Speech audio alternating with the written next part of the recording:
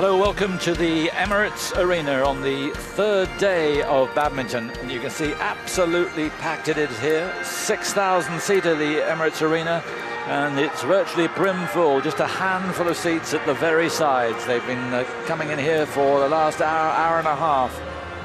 And no surprise, because on court one, it is Scotland, the number 5 seeds, against Malaysia, the number 1 seeds. I'm Simon Reed alongside Jill Clark to take you through this. Could be thrilling. Yes, the atmosphere is absolutely fantastic. We've had good crowds over the last couple of days, but just listen to the fans. Of course, the quarter-final stage, it is straight knockout. There are no second chances from now on. So whoever wins tonight's quarter-finals will progress through to the semi-final stage. In the groups, of course, everybody played everybody else, but this is crunch time. And that's the order. We start with the mixed, then the men's singles, then the women's singles, the men's doubles, and we finish with the women's doubles if it goes that far. Yes, because unlike the group scenario, if the tie has been won, in other words, it's the best of 5 matches within the tie, as soon as one team has won 3 matches, if there's any remaining matches, they are not contested. Their Scottish teammates, Kirsty Gilmore, well, she'll be playing singles just in centre of picture at the moment. Well, even the Scottish team are enjoying and savouring every moment. What a moment this is to Commonwealth Games in Scotland.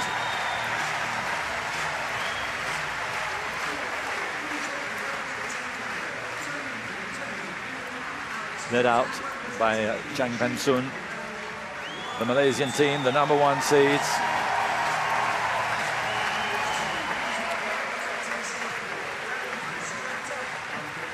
Robert Blair and Imogen Bankier for the Scots. What a responsibility. Always in team competitions, the first match of absolute importance. Their teammates literally giving them a standing ovation. They can set the whole tone of this quarter-final tie. I can't emphasize it enough. It is vital, this first match. There's a real tingle around the place.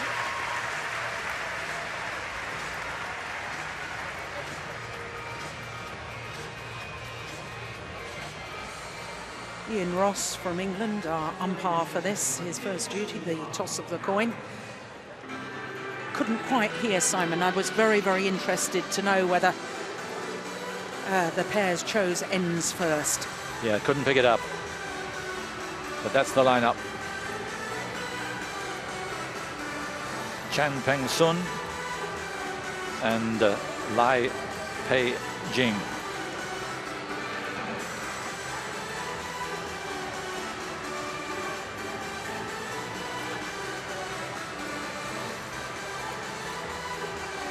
The Malaysians ranked 48 in mixed doubles in the world ranking. Yeah, they're Chan Peng-sun. That, in all honesty, is a little unrealistic, because he has been as high as 3 with his former partner, Go Liu Ying, but sadly she's out with a knee injury. She's undergone an operation. He is a fine mixed doubles player.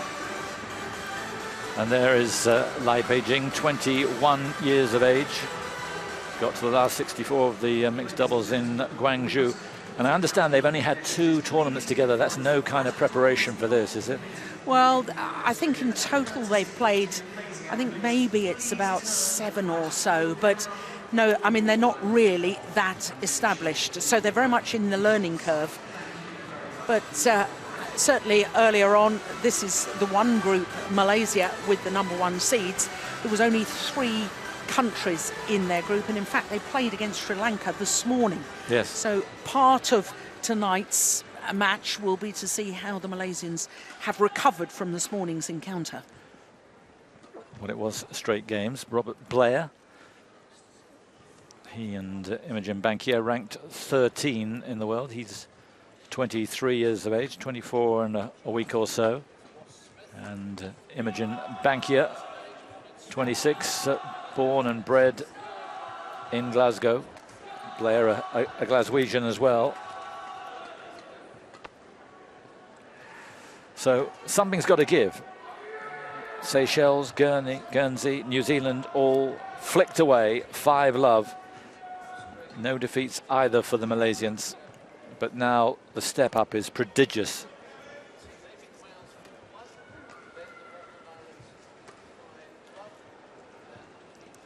So that's the quarter-final lineup. Malaysia, the number 1 seed, so no easy draw for Scotland, who are seeded 5. Then Singapore, seeded 4 against Australia, who are 7. Canada, seeded 8 against India, seeded 3. Unseeded Sri Lanka take on England tomorrow. In fact, on an adjoining court.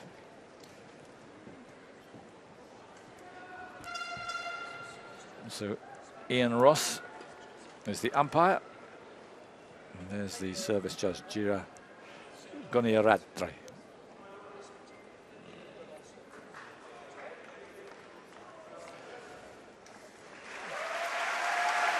So we're ready to rumble here on court number 1.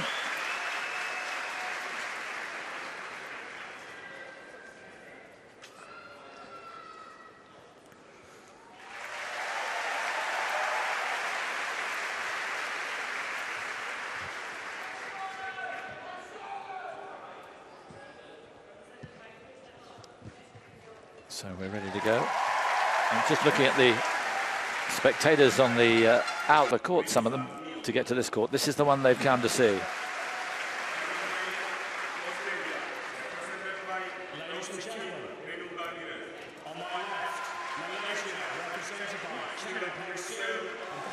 Nerve-wracking moments. They were ready to go about a minute ago, but just waiting for the announcements to finish.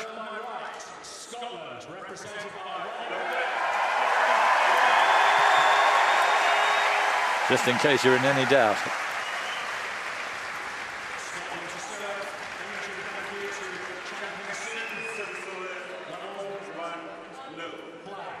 So it will be Chan to receive.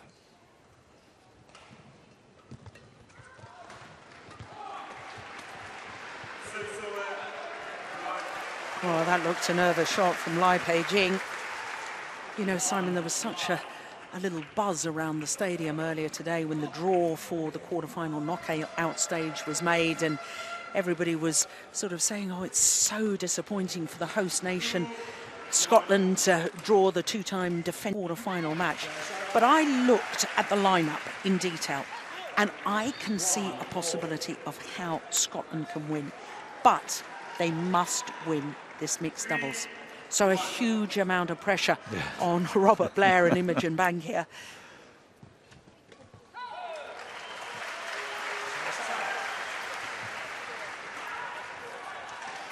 Yes, Lai does look a little edgy. Yeah, youngest player on court. I guess that's understandable.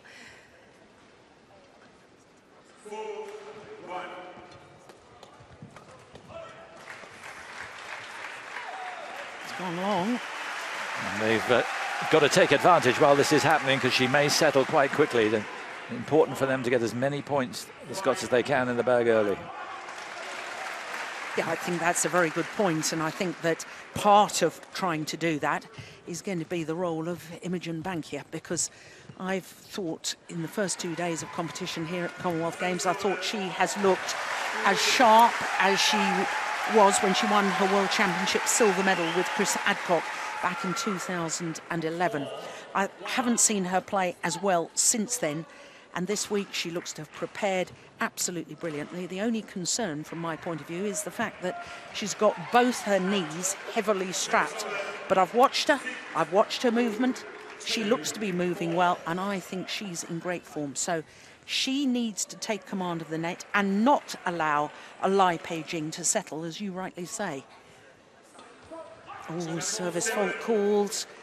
Struck above the waist, says our service judge. And going back to your last point, you're an expert on knees. Yes, I'm afraid I am, sadly. 5 operations later. So 5-2.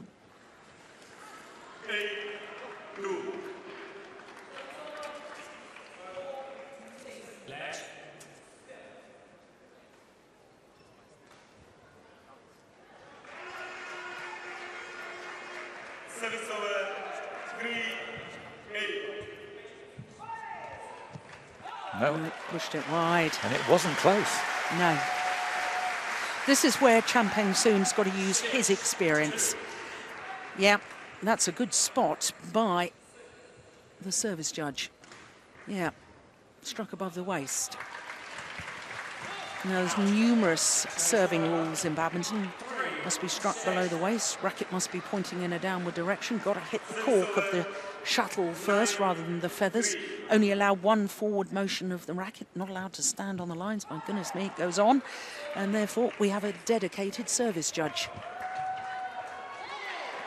And perhaps I ought to explain a little bit further. The definition of a waist in badminton is not what you and I would call a waist, Simon. Okay. How does it differ? It's below the lowest rib. Okay.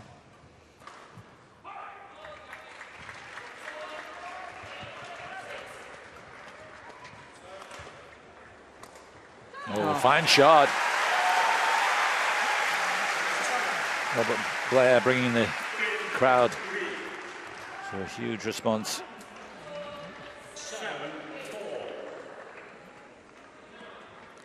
Well, this Scottish pair only reformed their partnership last year. End of last year, they won 4 titles. Already in 2014, they've added another 4 titles to their CV.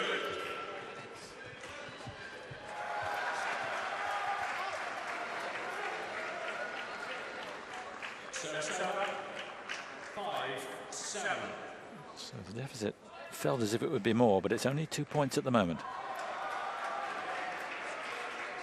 Still very much in this opening game.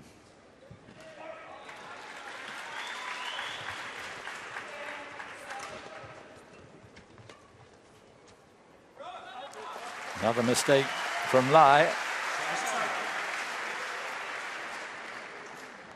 Still, you can feel the tension in her arm.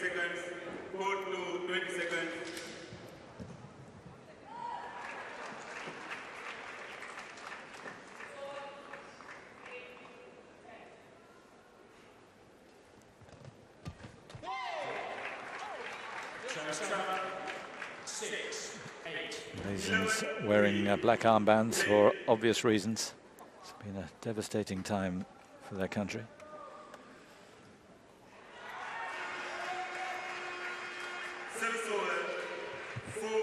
Such a good return of serve.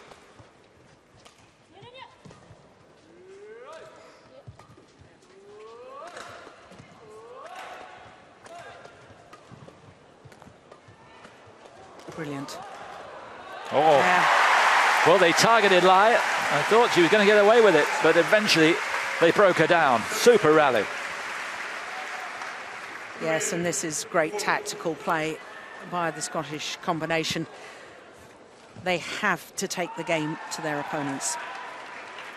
Hitting down, mixing up the pace, getting Imogen Bankier involved at the front of the court. And the more that they're on the attack, the more they can push Lai Pei-Jing back off the net, make her defend. New shuttle.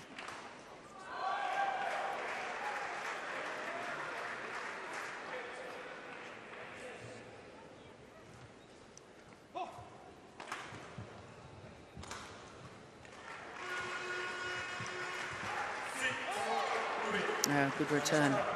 He read that perfectly.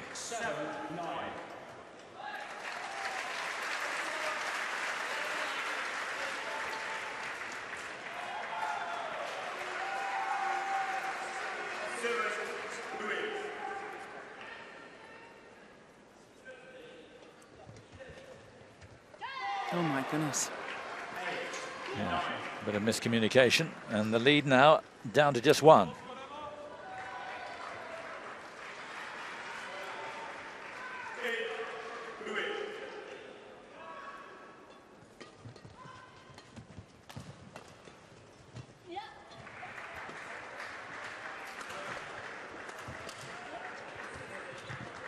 superb. My goodness me. Brilliant. Oh, sensational rally. Chan it is who finished it off, but all 4 players involved. And it's tied up now at 9 apiece. There was slight hesitation from Robert Blair on the backhand side, wasn't it? And I think that's what really shifted the advantage to the Malaysians.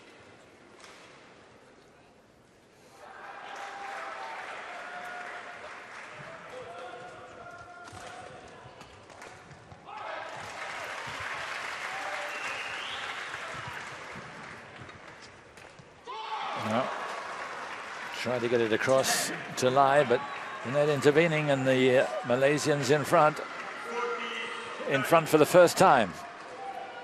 Yeah, 4 of the last 5 points, so to me there's a definite shift of momentum. It's vital for that to stop if the Scots are going to do something in this game.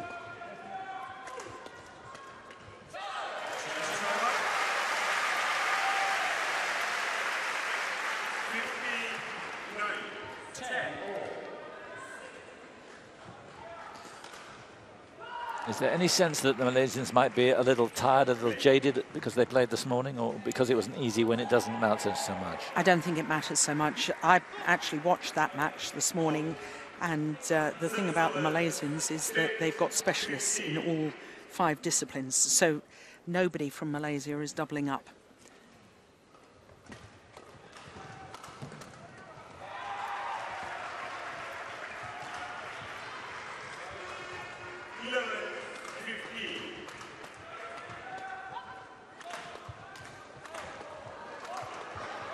That's lovely. Change of pace from Imogen Bankia.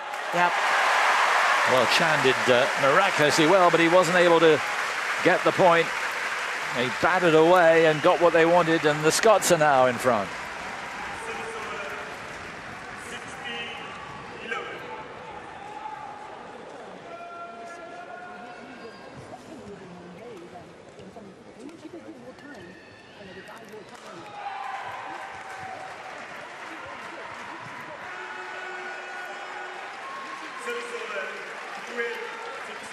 So much noise in the arena, it's very difficult to pick up what's going on. Yes, Yvette Law and Andy Bowman, 2 Scottish coaches. Yeah, you see the more that they can get. Look at the work rate of Imogen Bankia at the front of the court, the work she does, and the movement off the shuttle. Yes. Always looking to try and intercept, and I love to see that in the front court player in mixed doubles.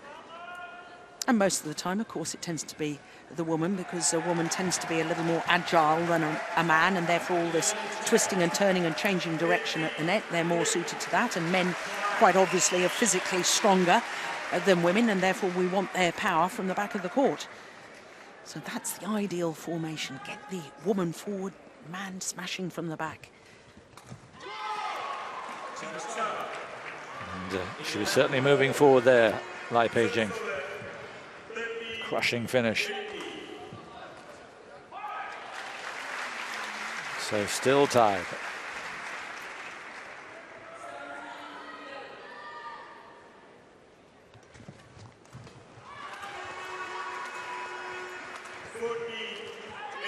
Yeah, Malaysians do look very impressive to me, Simon, when they're on the attack. She's a different player now than the one that started this match. Definitely.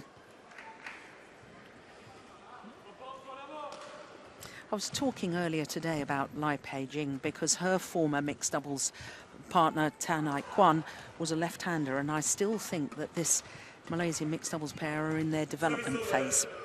As we've already mentioned, they've not played many tournaments together.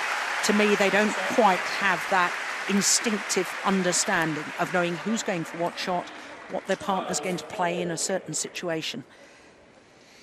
And quite frankly, the Scottish pair need to exploit that.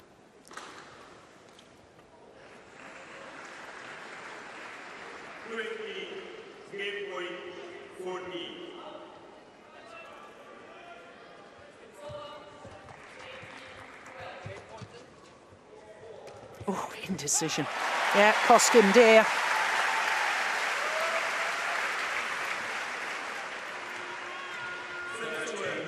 Yeah, he looks as if he's going to leave it. And then suddenly at the last moment, but look how alert Bankier was once again. Yeah, it was a gift and she was very quick to take it.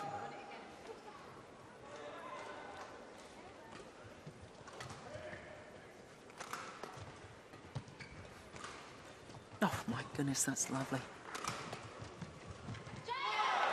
Now the big difference, I've watched Bankier play most of her matches this week, and that this one here, where she sends her opponents in the wrong direction. Earlier in the week, those would have been outright winners. They've got to expect this Malaysian pair to get those sort of shots back. That's one of the troubles of the group system, isn't it? That it's almost a different sport now. Yes. They won their group matches so easily. Yeah. And I guess you get in a groove, almost complacent. Not that she'd feel complacent, but subconsciously, you're not as sharp as you might be.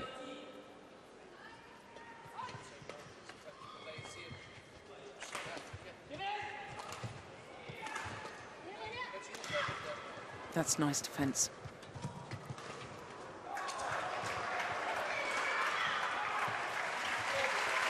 Oh, yes. Again, Bankier at the net. Razor sharp. Yes, this is where I so rate Bankier as a mixed doubles player. It's not only the technical put away, it's the way she reads the game. She was on the move, coming forward to anticipate that drop shot even before it was played. Brilliant. Quarter-finalist in the mixed doubles at the last Commonwealth Games in Delhi.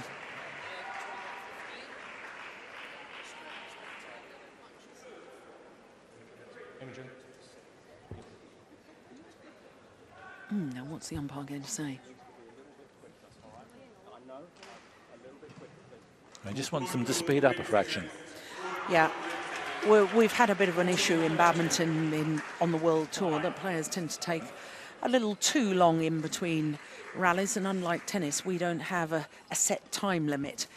And I think the court officials have all been instructed here by the tournament referee just to make sure that play is moved along, that they're not wasting time in between points. But to be frank, I wish the tennis umpires would do the same. Yeah, the so rule's do I. there, but it's not often applied. No.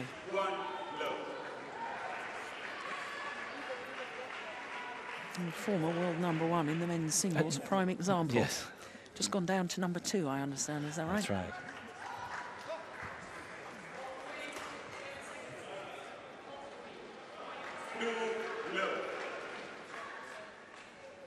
It's a good serve.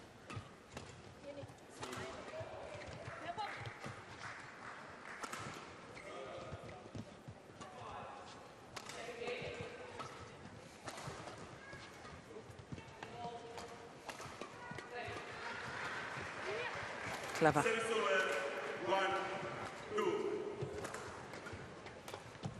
Oh, the luck of the net cord. It's brilliant to watch, though, a rally like that. Sharpness of the women. Bankier again. It might have been going out, but he played it. Oh, it fell back. I do beg your pardon. It fell back the Malaysian side, did it? It did.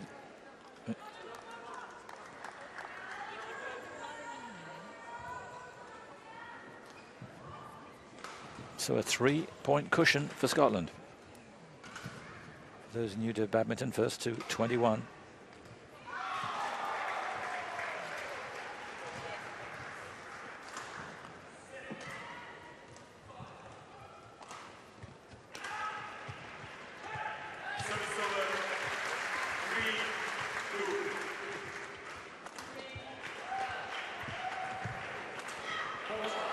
Well played.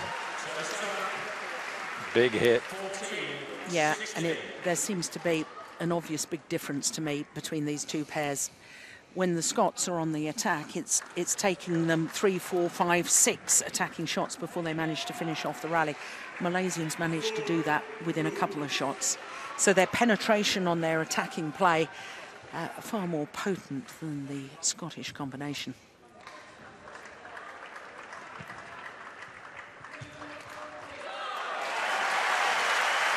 Wonderful interception there from Robert Blair. What intrigues me is their ability to smash off balance, moving in the opposite direction. There. And sometimes there are more vivid examples than that, but it's an amazing knack.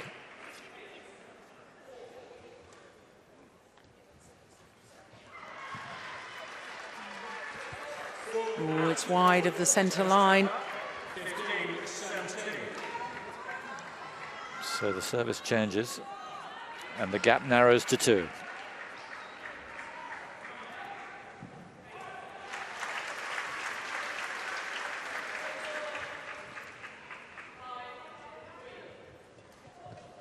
Not the best of serves.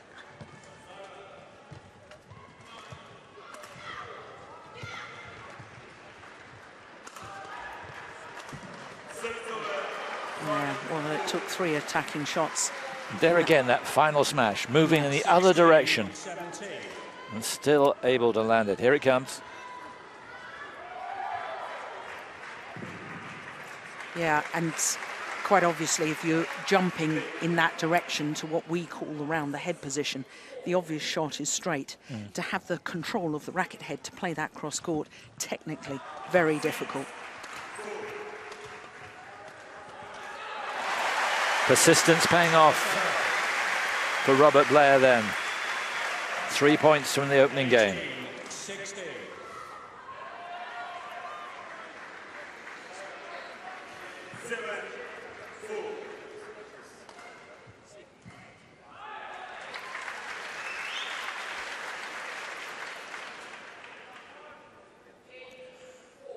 So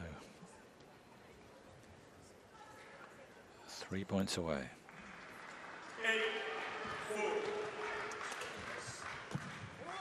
Oh, that is so clever.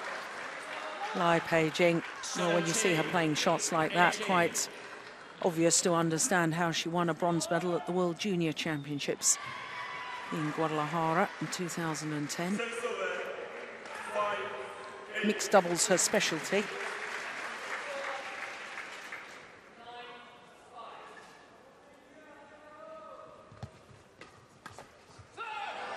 Oh, lucky. Second time they've been lucky with the net. It is a Scottish net, and it's being pretty patriotic at the moment. 17.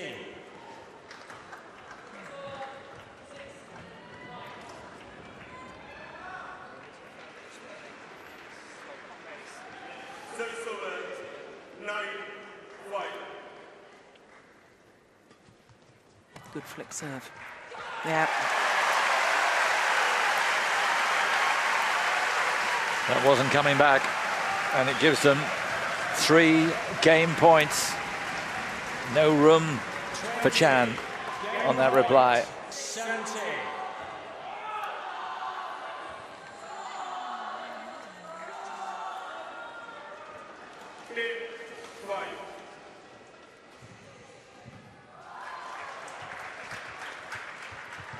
Oh yes, again perfectly delivered from Chan.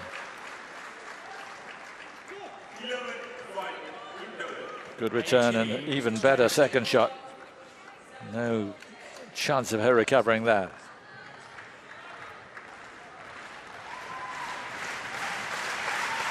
Still 2 game points.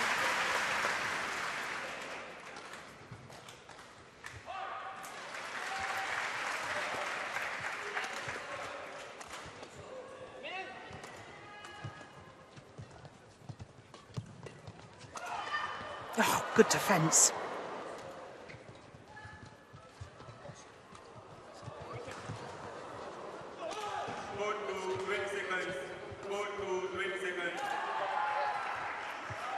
Oh, what a way to finish the best rally of the game. An amazing get from Bankia at half court, but what a shot that was from Lai Pei-jing. Yeah. To have the courage as well to play it when you're game point down. the finesse, incredible, that pressure situation.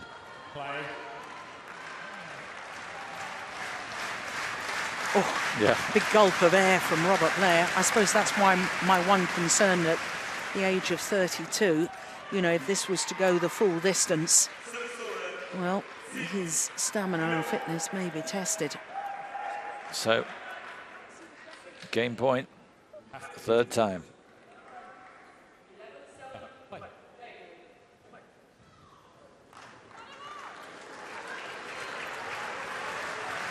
Little exchange between the players and Ian Ross.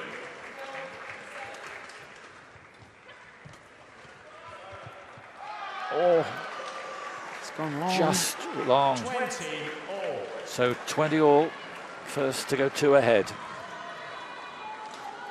Not much in it. Very good decision though from Chan.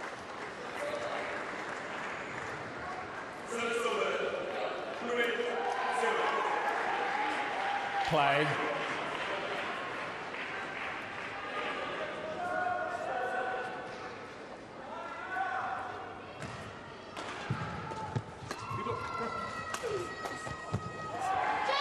Oh, it's in. It did look like it was going to go wide, 21. but it just 20. floated in. A bad decision, I'm afraid, from Blair. Boy, oh boy, he was right on top of it, but in it was. Play. And now it's game point, Malaysia.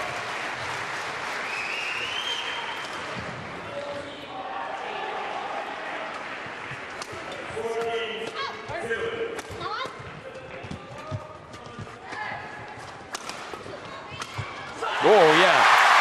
Hit with maybe extra venom after making the mistake on the previous point. That came down in a hurry.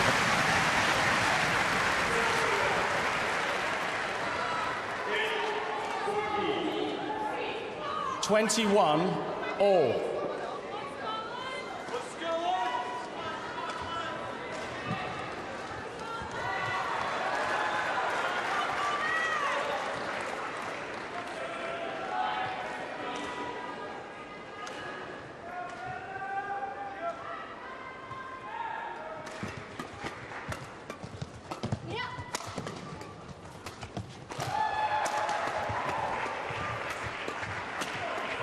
Yeah. Listen to the roar. They're making amends in emphatic style, and they've earned a 4th game point. 22. Yeah, look how they're both 21. edging forward towards the net, the Scottish players. Yeah, great teamwork. Bankier off balance, so Robert Blair comes forward, steps forward, takes command of the net area.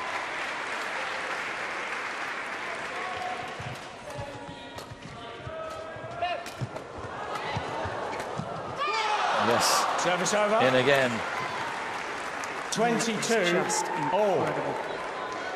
Great defence initially by both Blair and Bankier. Look at that. So 22 all.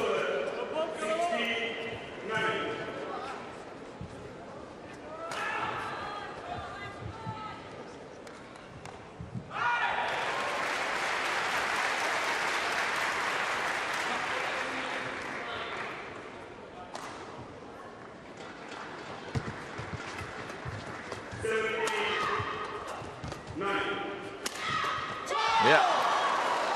This time Chan 22. emphasizing his strength.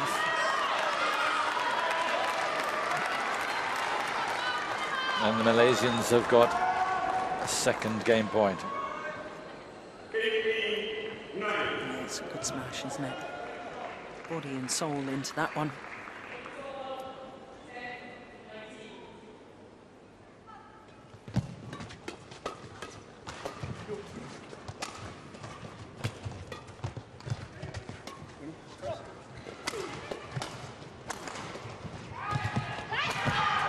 Yeah, Game. he saw it. He saw where Blair was and aimed it straight at his body, gave him no room at all. What a thrilling opening game that was. But the Scots may wonder how on earth they let it go. At 2017, they looked tailor-made for taking the first game, but it didn't happen. 24-22.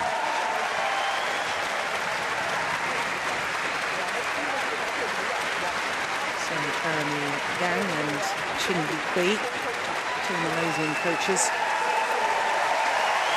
Yes, the final point of that opening game. Must be a really difficult one to take, because physically it was an exhausting game. As you say, later on it may take its toll, but they'd have hoped to have been one game up, instead of which the Scots one game down. Yes, the psychological effect of that could be quite drastic. But you have to remember that both of the Scottish players, with other partners, and for Robert Blair in the men's doubles, they're both World Championship silver medalists. He won a silver medal in Madrid in 2006 with Anthony Clark in the men's doubles. You don't go winning World Championship medals unless you've got some mental toughness. So, you know, they can come back, but they will be furious with themselves not converting one of those 4 game point opportunities.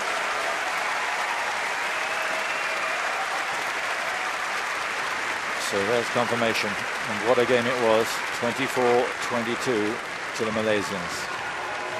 And you probably heard the roar of the crowd as the Scots took their places on court for game number 2.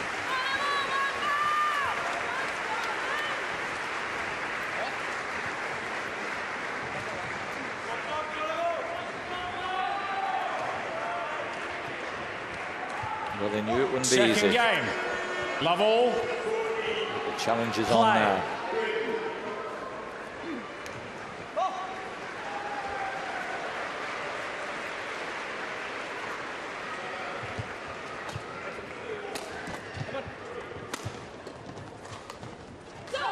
Oh, yes. Beautiful angle. Service over. There's that mental toughness you were talking about. Love. There's a lot of confidence to play a shot like that so early on after dropping the opening game in such frustrating circumstances.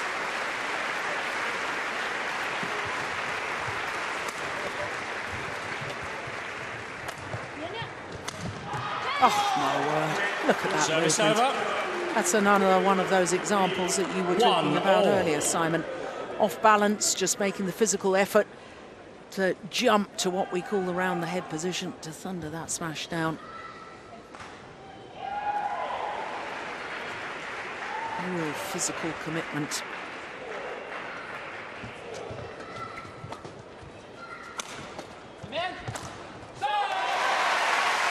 Well, Blair just saying, well, anything you can do, I can do as well. Similar sort of shot. 2-1. Not quite as off balance, but from the forehand side, again, that leaping towards the left-hand side of the court. Very well played from Blair.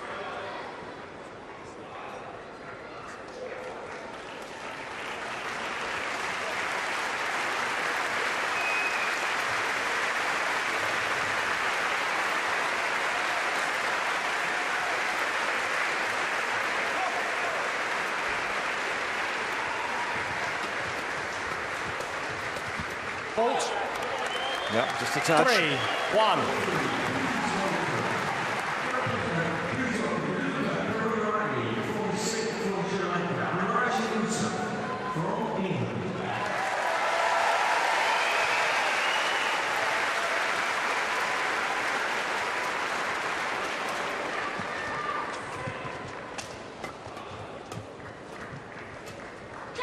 Service over. Shuttle had really dropped too low for him to attempt that cross-court block. If you're going to be playing that, you've got to be taking it earlier. Look how he just let the shuttle come to him instead of really reaching out and taking it a little bit higher.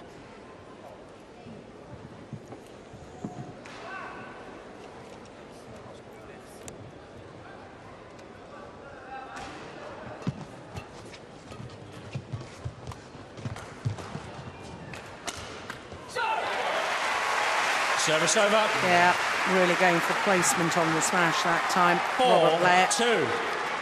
Wasn't his most powerful smash, but it was extremely clever.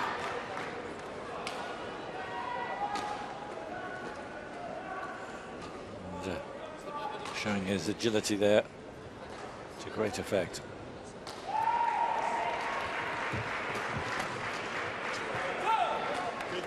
5-2. I'm not sure if that was good judgment or a miscommunication. I thought they were going to go for it.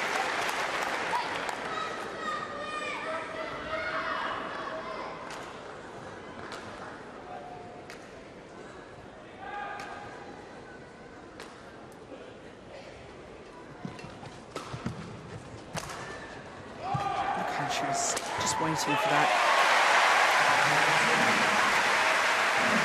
Again, he got it down short. Hill was standing waiting for that.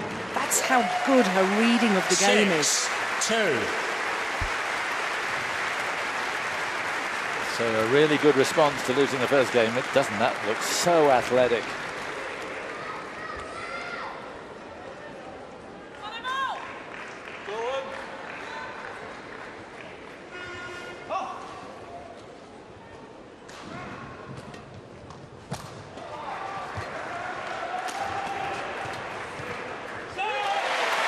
That's a nice angle too.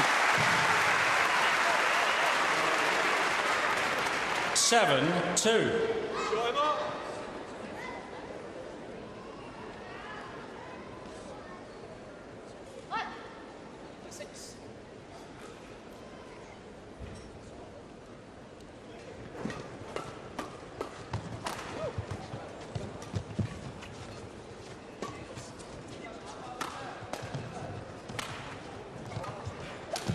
Oh, yes. Back here again, reading it so well and lightning fast across the net. 8-2. Scottish teammates.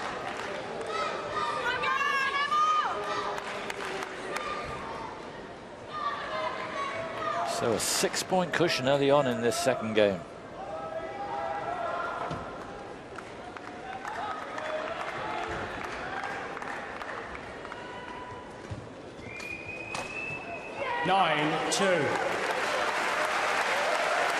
Well, that goes down as a missed opportunity. Hit the top of the tape and fell back the Malaysian side. That's a couple of times the Malaysians have had that happen to them. Chinui, the coach on the left, she won the gold medal in the mixed doubles at the last Commonwealth Games.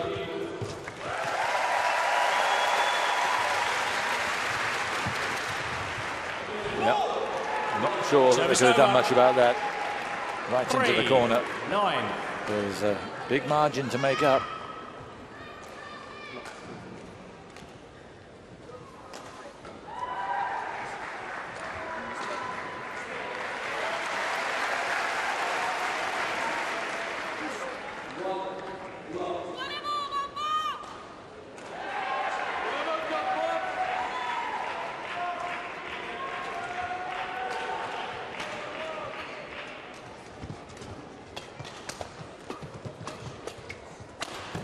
Oh, good defense. Oh, again, beautiful, just sliding his racket 9. across the shuttlecock. Yeah, the slice that the players put on to create the extra deception. Yeah, just sort of wrapping the racket head around the shuttle, guiding it across court. Poor serve and player onto it in a flash. 10-4.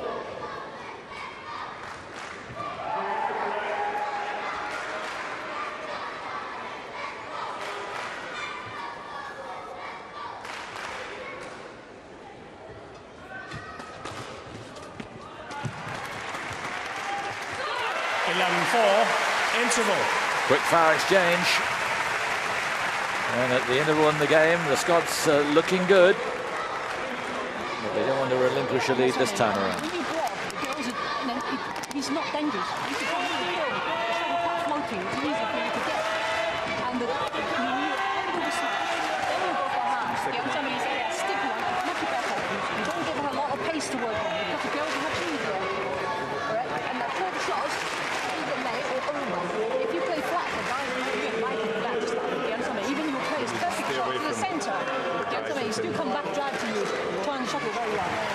Court 1, 20 seconds. Court 1, 20 seconds. What I find interesting is there's two coaches there for the Scottish team working independently, one with each player. Yeah, very unusual for European badminton players. That's very much the Asian way. Two coaches come on and speak to the two players separately. But what I found interesting there, if I heard correctly from Yvette Lowe, is that she's 11-4. saying to Robert Blair, you've got to concentrate on angle. Don't give them any pace to play with. And if you're going to get into these driving games, cut down the angles. So in other words, keep it down the centre of the court, which will involve Imogen at the front of the court, Imogen Bankia. Very wise words, I think, from the coach. I agree totally. 12. It's in. I thought it was going wide, to say when it was hit. I thought so too, but it was beautifully judged. Yeah, you see, there's no pace on that downward shot from Robert Blair. That involves Imogen Bankia because the Malaysians love to feed off pace. When people are hitting hard at them, that's their defensive play. That's what they like to do. I know that sounds a little double Dutch, but... No, you explained it perfectly. And what a beautifully guided shot that was. Just caressed the shuttle. 13-4. Racing in at full pelt, and with that kind of touch, phenomenal skill.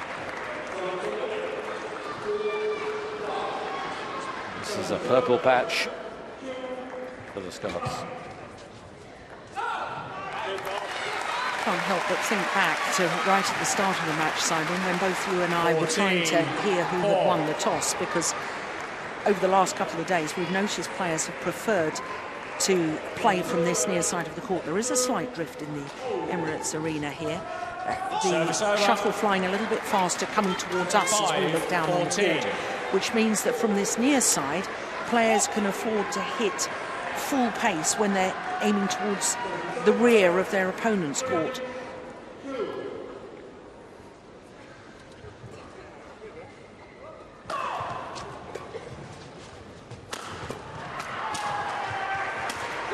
Yeah.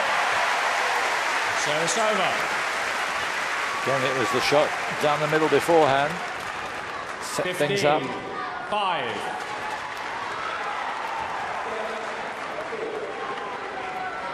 And a big finish.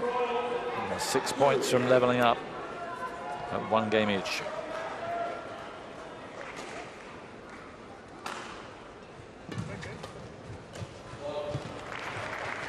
Oh, shuttles come on from the adjoining court, but the players have carried on. Nobody's noticed it. That's good. 6-15. Yeah, that's come from the Sri Lanka-England match. It's that quarter final on the next court. Smash.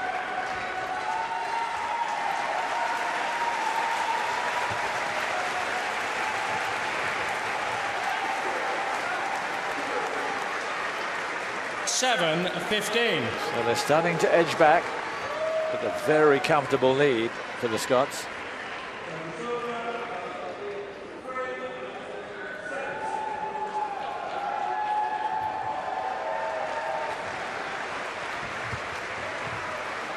Missed it. Service over. Nice idea. 16-7. Yeah, she's trying to get it past Bankia. They'll make the shuttle land in front of Robert Blair. Shot towards the tram lines in the mid-court area. Very clever, very standard tactics for doubles.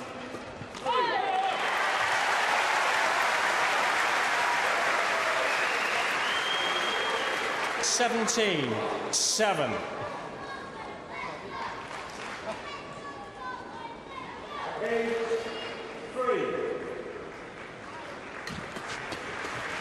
Service over. 8-17. Playing more effectively now, are the Malaysians, than they were early in this game. But surely it's too much of a lead.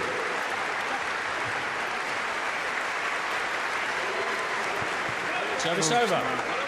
Oh, dear me. 18-8. Oh, on serve.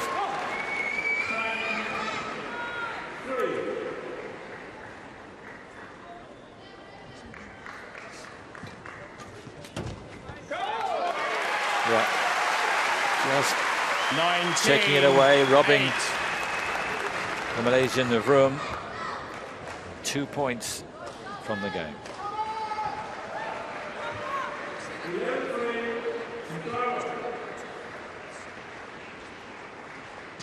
Service over.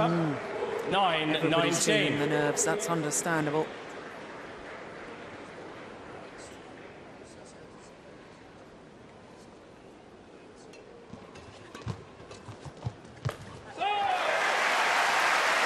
Clever. Service over. That's what the coach wanted. Don't give them any pace, just block it back. 20. Game point. Beautifully 9. dropped. Yeah. And here, game point.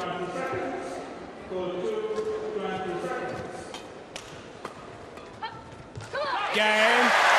Well played, particularly from Robert Blair, who must have felt a little bit responsible for what happened in that opening game. He's come back, played spectacularly well, and that is a convincing scoreline. They go into game number 3, the deciding game, with some momentum now. Second game won by Scotland. 21-9. 1 game all. If you block it, it doesn't come in a little bit more, or occasionally over, or dinky shots are late. It's good, right? Angle attack, then you're in good position, you go for power. Okay, and I think if, Yeah. You keep covering the round ahead side. How many forehand nets are you going to play? So what's anything happening down the side? And that's how it finished. Shannon or Guy, the guys who go around the head. Just look for that the whole time. The variations to slow it down overhead. Challenge Once they to- opened up that lead, it was The other thing is seldom you in can doubt. tell when the guy's going to flick the dice and raise his feet, the actually steps closer if he's going to flick. Yeah. So if he deflects it, he's just trying to lay it down inside the shoot, ducks, covers the centre and leaves the whole width of the court line wide open. Yeah? yeah. Come on guys, pause it, start.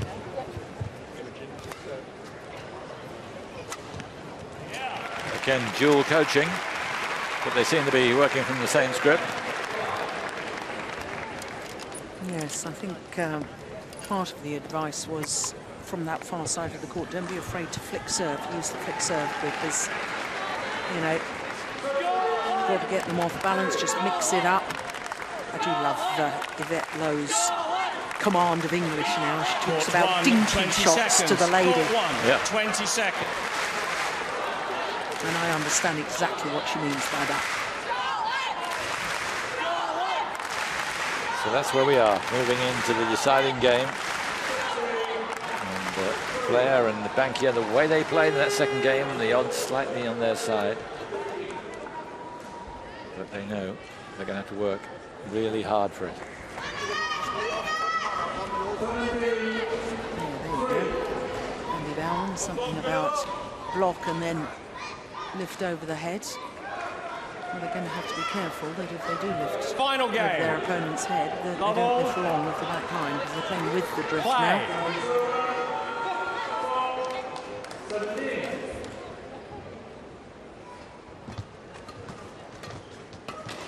Here we go. There's the lift over the head that they were talking about. Perfect. Plan working extraordinarily well so far. 1 love.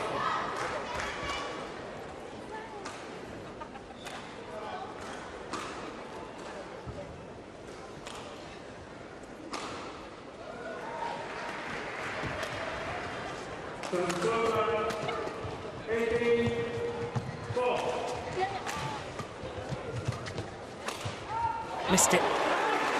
Not far away, Service over. 1 all. the way it was.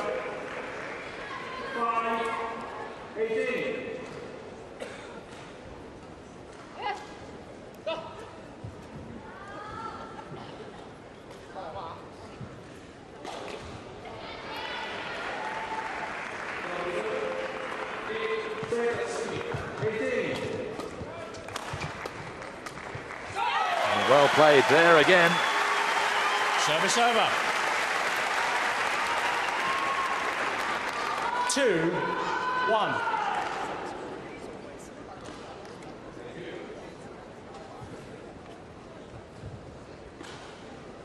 Come on, guys.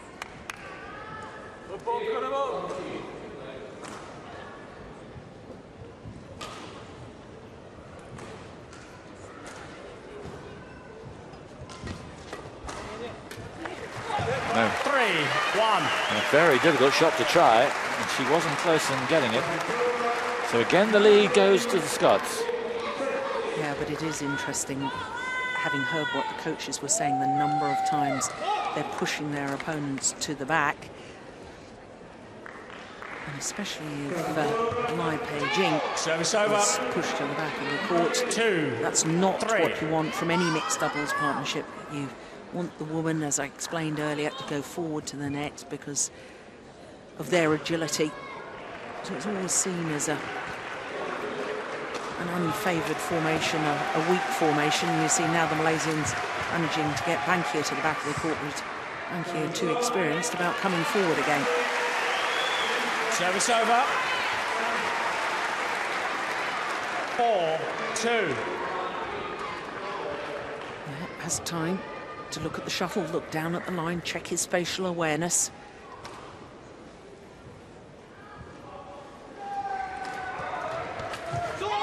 Service over. 3-4. There was a chance there. No wonder she went for it.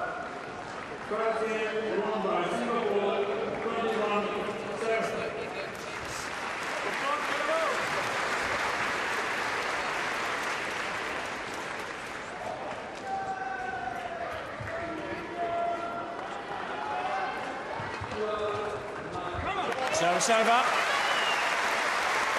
Yeah, again, no pace on the return of serve, 5-3. just tapping the shuttle in a downward direction past Lai Pei-Jing, but still in front of Chan Peng-soon. Ideal shot. Serve, return and third shot in doubles, so vital. Sets the tone of the rally. Yeah. Fine hitting from Blair, the finish provided by Bankia. And the lead goes back to 3. 6-3.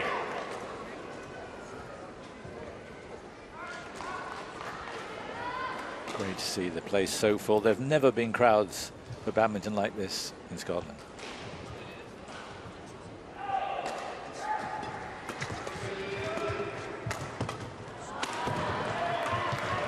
Clever. Very nicely done Service from over. Lai Pei-Jing. 4-6. It must be uplifting for the players when they look up in the rare moments when they're not focused on the match and see that.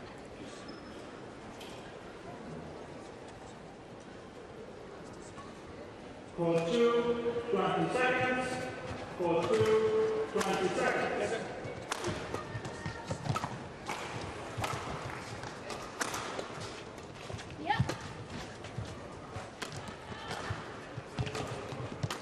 Yeah, patient.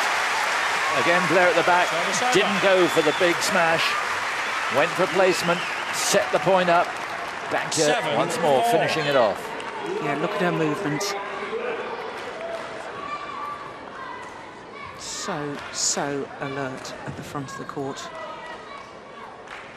And I love the way that when the shuttle is lifted to Blair at the back of the court, she backs off from the net, and as he's about to hit, then she moves forward again. 8-4. The gap is widening.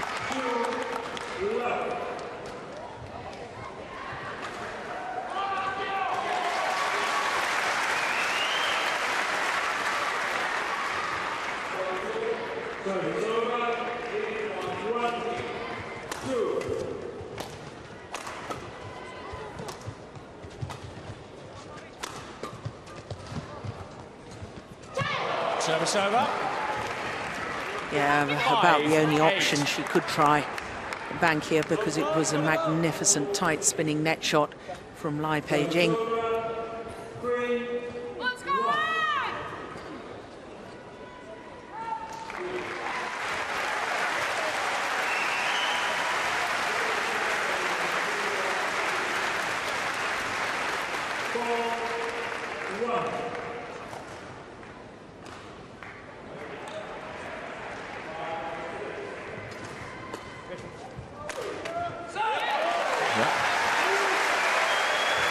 Some pace on that. And Lai unsettled. 9-5. 2, 4. Yeah, this is how badminton has developed, isn't it? Even the women now doing the jump smashes.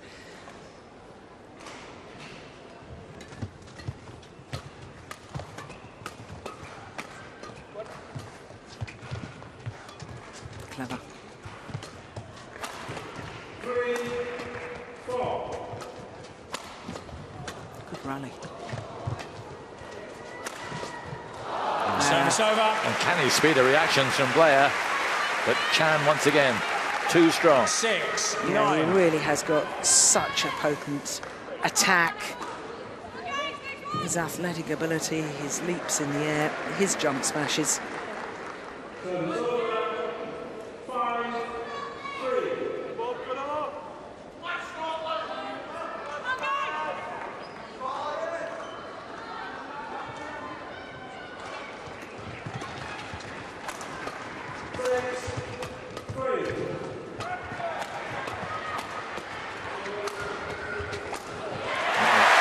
Amazing defence from Malaysians, but again Bankia so sharp to see the opportunity.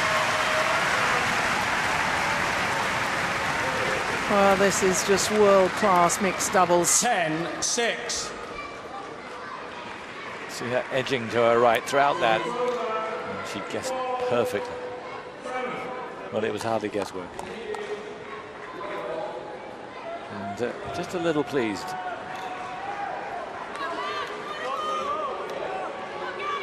And still enjoying the moment.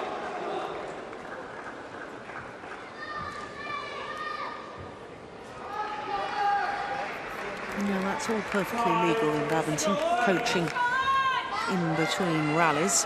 Coach is just not allowed to call out during rallies.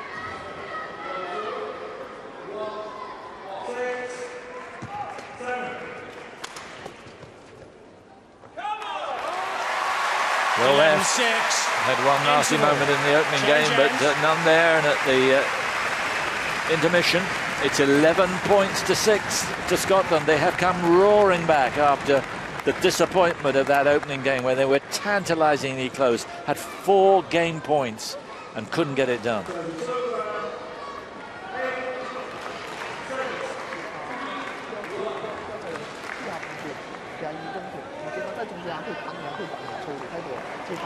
I think Jeremy Gang speaks Mandarin.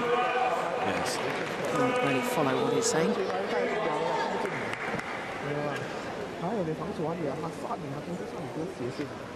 Watching it like a hawk, Blair there. Court 1, 20 seconds. Now Court Bankie's got to 1, rack it up ready. 20 seconds. Again, look at her movement. She's moved back, adjusting her position the whole time. Comfortably out.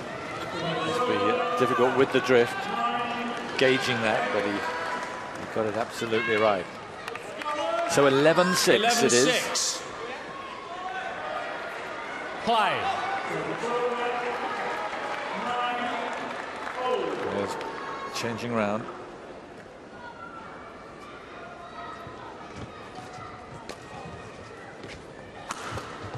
Oh my goodness, how did he defend that? Oh, yes. Well, he didn't get frustrated because he had no right to come back the first smash. And this is where Blair is so clever. Forced to play that late backhand. He was so 12-6. aware of where the gap was. Didn't try and do anything too spectacular. This is the smash that he probably would have thought would have been the winner, the initial one, and then just calmly guided that backhand into the open space and start attacking all over again.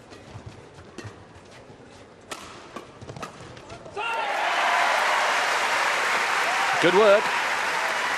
Combining really well now and then opening up a strong 13. gap in game number 3. 6.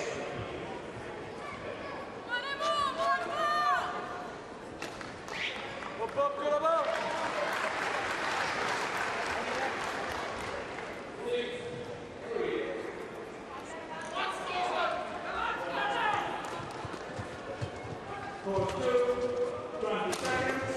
Court 2, 20 seconds.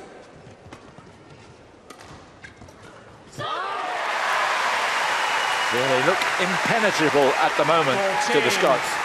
6. Yeah. And Bankier orchestrating the crowd as well.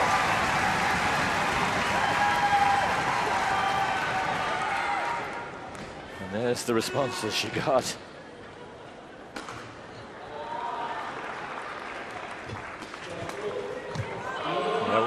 Well played. Service over. 7-14.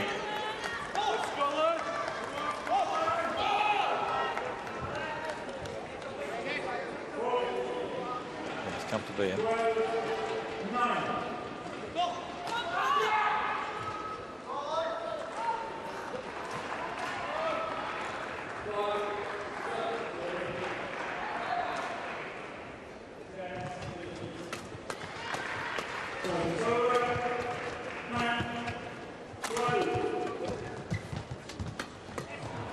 What a rally.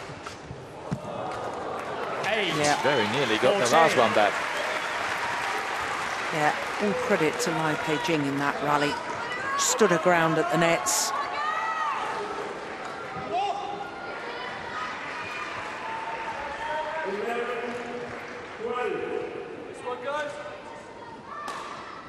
Yeah, clever placement.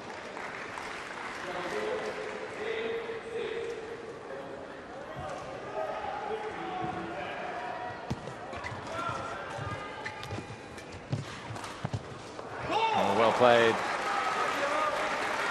9-14. Well, they've got to get a run going. Yeah, and I'm just sensing, Simon, that this is a critical few points. If the Malaysians can get a little run going, they'll be right back in this match. And then the psychological effect of having had such an advantage, 8-point advantage just a moment ago, for the Scottish pair. Yeah, again. This jack in the box appears from nowhere. Thank you. 15-9. Almost like she knew exactly where it was going even before the shot had been played.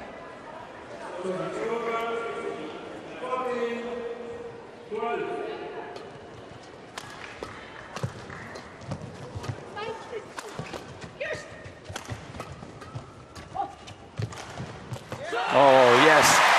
Sensational play from Robert Blair. Great in defence earlier on in the rally, and then a lovely subtle shot here coming up. Yeah. 16. Great 9. combination play, because there'd been a call from Bankier for Blair to go back in court. He really wasn't on balance when he played that, was he? But then Bankier at the nets gets pulled out of position. Blair moves forward. That great understanding and rotational play is just superb.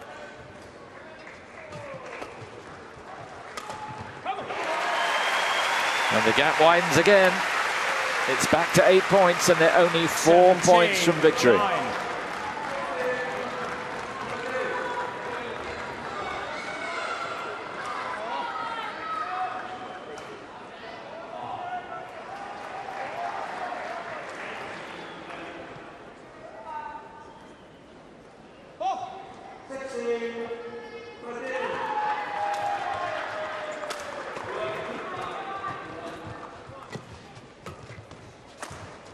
Oh, yes. Best smash of the match. That was phenomenal. And that was about power. And couple that with great placement. Saw that Lai Pei-jing was weighted, committed to the forehand defence. Smashes towards the left shoulder, and it is absolute perfection. You can almost see the wrist snap down.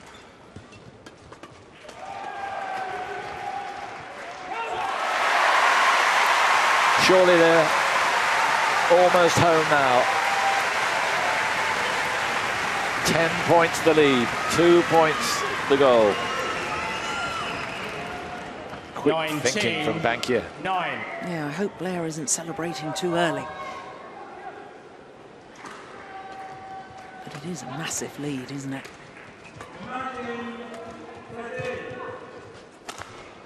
Service over.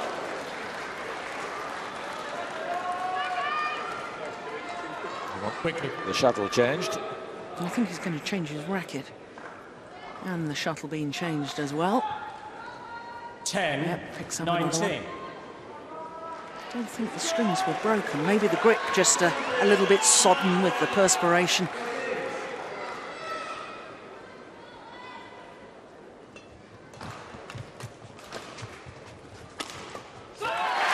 But it worked, whatever it was. Match points to give the Scots a one rubber-to-love lead at the start of this team competition. 20, match point, 10.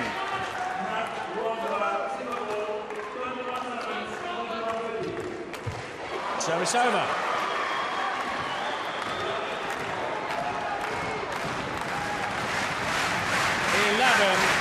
Match point number 2 then.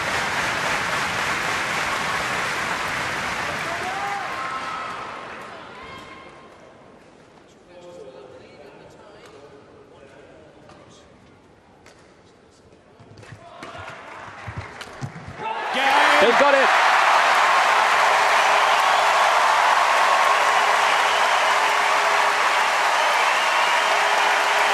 The biggest noise of the week. Well played.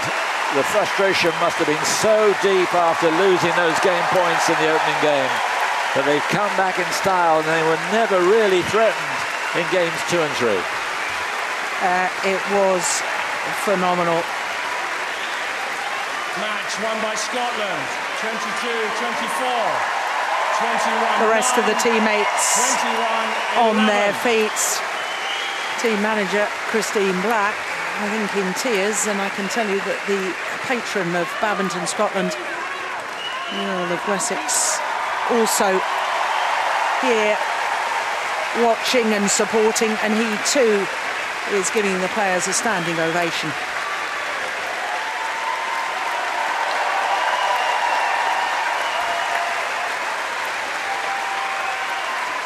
What a match. Thrilling start for the Scots.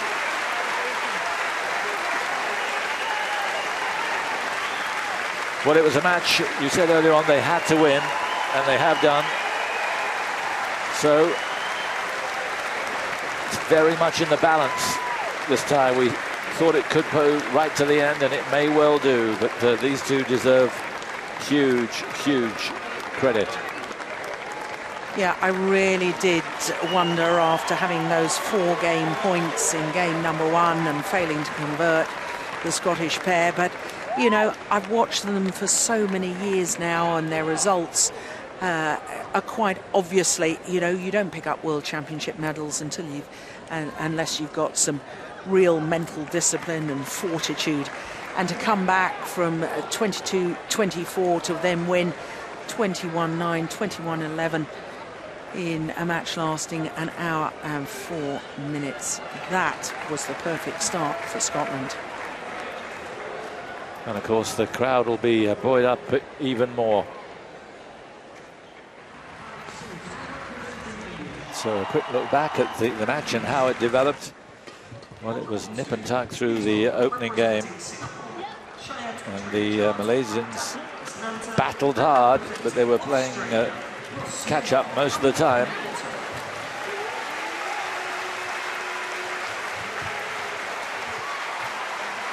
Brilliant rally.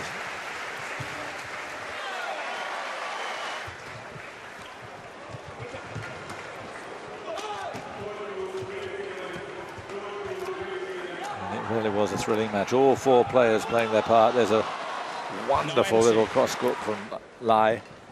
But the Scots came back from dropping that opening game 24-22, having had 4 game points, then taking the second game 21-9 and moving into game number 3, and they never put their foot off the accelerator. Pankia, an absolute star at the net, and some super smashes from Blair as well. Game. And you can see the elation just great. And they've given Scotland the start they wanted. And they've won 2 games to 1.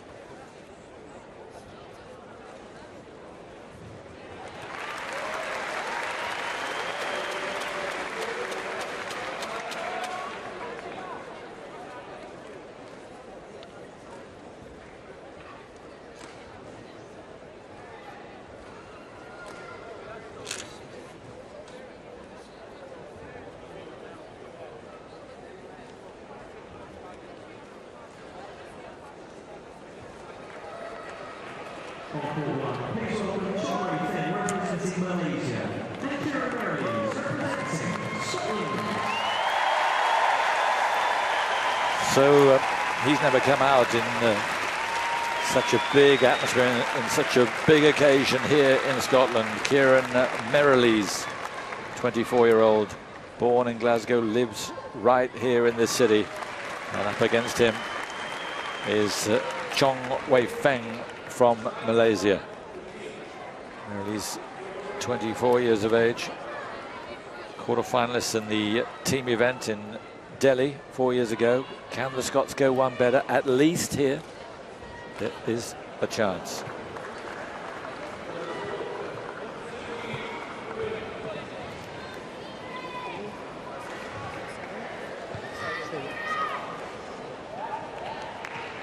Merrilees ranked 90 in the world, and his opponent Chong Wei Feng is ranked 18.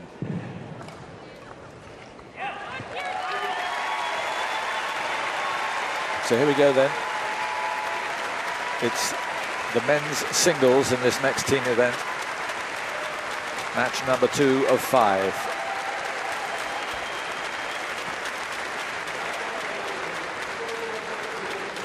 It's a huge ask for Merrilees, even with the crowd buoyed up as they are, even with the lead that Scotland have got. This is a massive ask.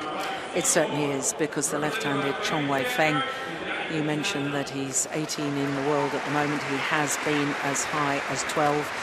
Come the individual event, he is the #1 seed for the men's singles. And he is a world-class player. He's won a couple of international tournaments in India and Malaysia. So only #2 as far as Malaysians are concerned, behind Lee Chong Wei, the world #1. Whereas Kieran Merrilees, 90 in the world ranking. The best he's done so far in 2014 was 1 quarter-final Spanish international. I have to say, though, Simon, he's been playing well all week, and of course we know that he's won all of his matches so far in his group. And I think that the whole of Scotland team are just riding the crest of a wave, and I think that actually, although this is a tall ask, as you rightly point out, the fact that the mixed doubles have won and the manner in which they won, yes, it may be a bit of a reality check, but I think that, you know, they're so buoyed up that in a way he's got a great chance, because Chong Wei Feng now under huge pressure. And it has been talked about before. I've been reading the Malaysian newspapers earlier this week, and in fact Chong Wei Feng has actually said, this is my chance to prove I'm not a choker. Yes. Well, if he's got it in his mind that he's got mental frailties and he's been called a choker, he's already pulling things, that idea into his mind. You know, so as the second match, as we can see, if Chong Wei Feng was to lose this and Malaysia go 2-love down, it could be catastrophic. So all the pressure is on the Malaysian.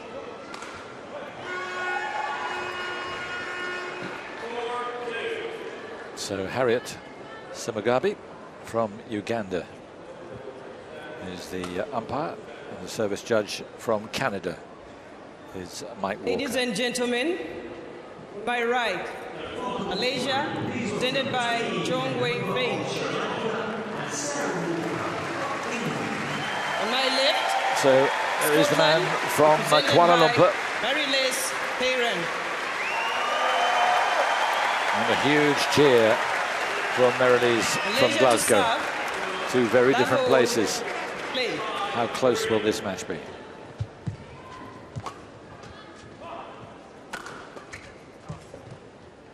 Service over. 1 love.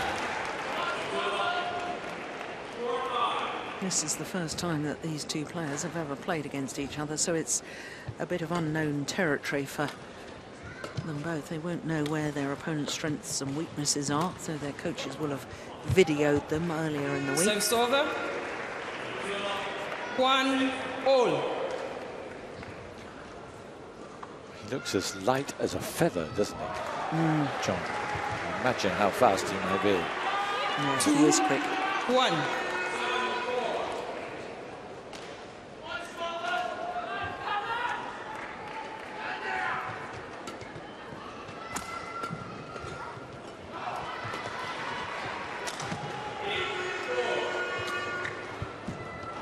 Oh, that's It's nicely in. played. Service over.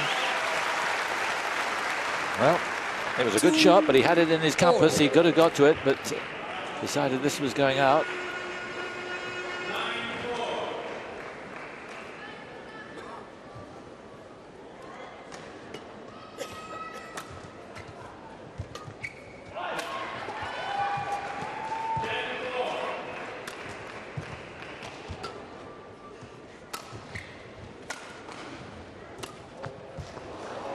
Service over. 3. Ambitious trying that drop. 2. I think so. Wasn't really on balance, was he? I think the shuttle had gone past him.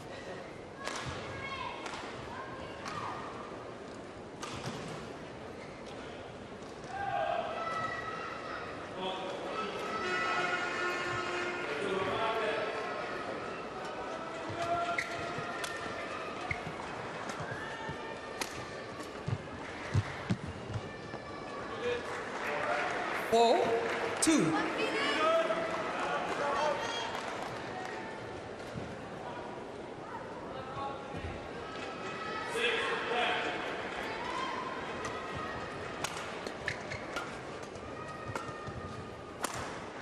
Yes. No, it's just wide. 5, 2. Nice movement. I Yeah. like that, though. Just a couple of rallies ago, we talked about the fact that he'd taken it too late on his forehand side. That's why he made the error. They're making the physical effort to leap up and try and take it early. Service over. So, 3, 5. good judgment. 2 points in arrears.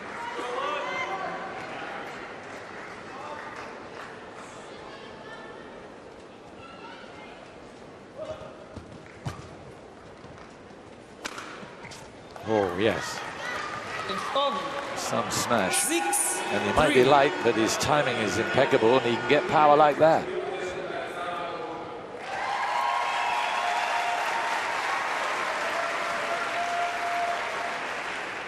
Yeah, look how he's moving forward in court as well. Had Merrili's got the shuttle back, Chong Wei Feng was ready for it. 7, 3.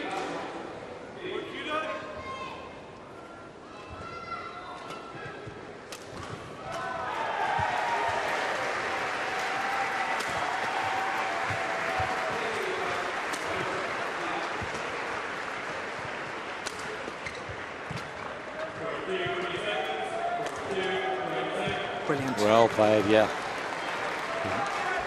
8, 3. He had been labelled a choker back home, but at the moment he looks very calm, perfectly in control of himself, and in control at the moment of Merrilies. Yes, I always think the Malaysian media can be a little harsh on some of the badminton players because they're always comparing them to the world #1 Lee Chong Wei. Well, comparing every player to the best in the world is a tough ask, isn't it?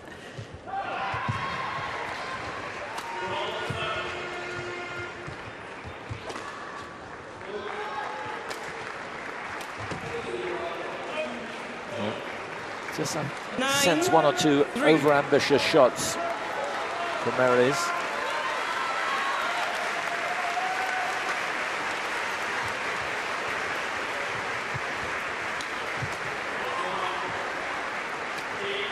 Service over.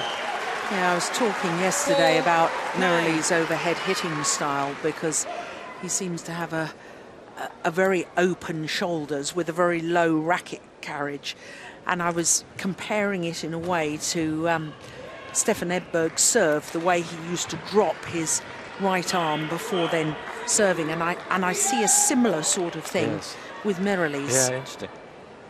Most badminton players will have a high racket carriage as they go back to play the overhead. Yeah, and that's the effect when you carry the racket higher.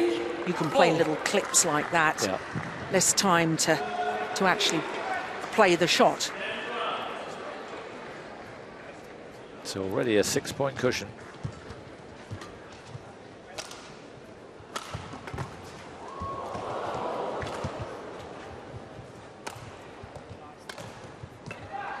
Well, that's wonderful play from Chong Wei Feng. What a get that was low down. Yeah, it's really become a feature of men's singles nowadays. The players dive, they're down on the floor, or, you know, they still manage to control the shuttle. And they don't just get it back, they get it back with interest. That's the extraordinary thing. Yeah, the Malaysian coach, Rashid Sadek, twice winner of the Commonwealth Games gold in the men's singles. Look at that. Unbelievable get. And a good get too from Merrilees. Two outstanding bits of defence. It amazes me not only how they get down, but how quickly they get up. Yeah, absolutely. 20 seconds. Especially someone like Merrilees, who's built very powerfully. Yeah. Yeah, he's a tall lad, 181.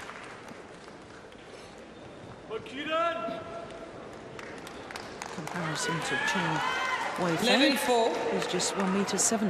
Play.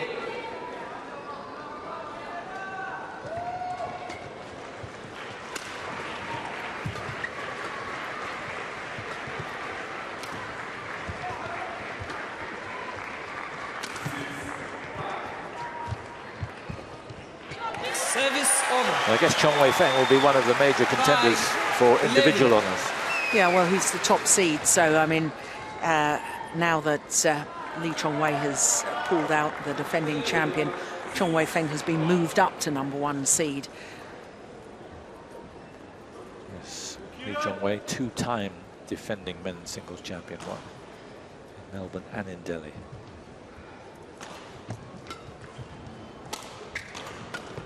Yes, and Lee Chong Wei had been selected to carry the flag at the opening ceremony, but sadly didn't even get here to Glasgow because of his injury problems.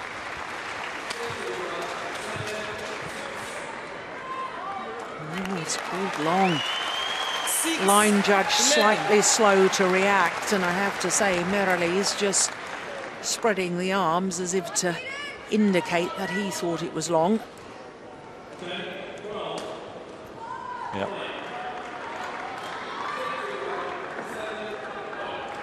What a great call by the line judge. Yeah. Hey. Better late than never.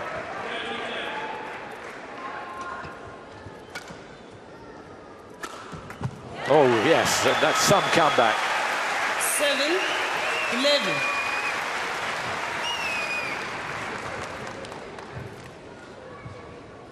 Yeah, I do love the way that leaps in the air. By the time he's landed already, he's moving forward.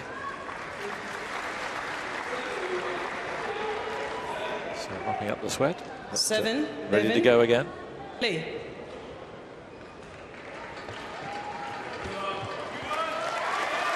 Eight, 11. Wow. On the verge of counting Merrilees out in this game, but certainly some mistakes from Chong, and it's game on again. If you can keep this momentum going, this could get very interesting.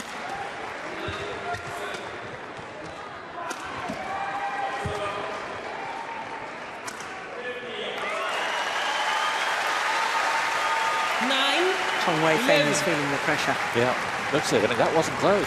No, and that is almost inexcusable. He's got plenty of time, and to miss by that sort of margin is not good.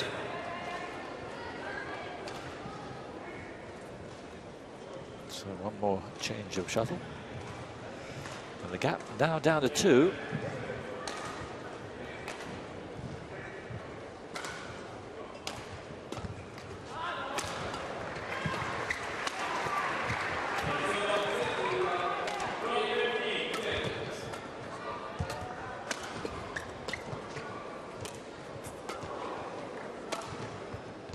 It's a good rally.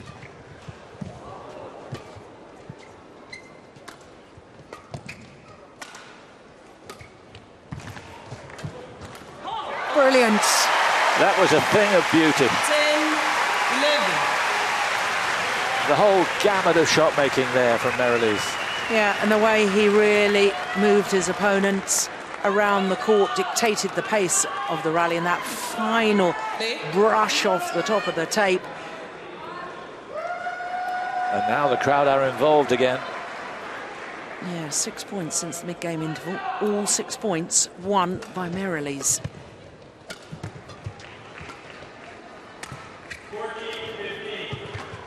Service Well over. played. Lovely angle and 12, disguise on that 10. drop.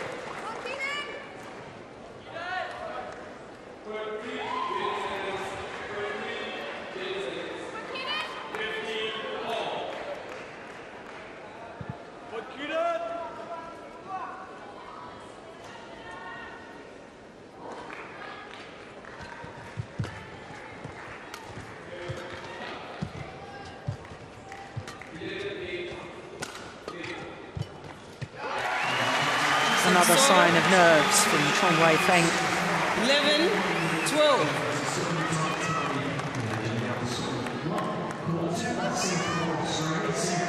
So once again, Merrilees just a point behind.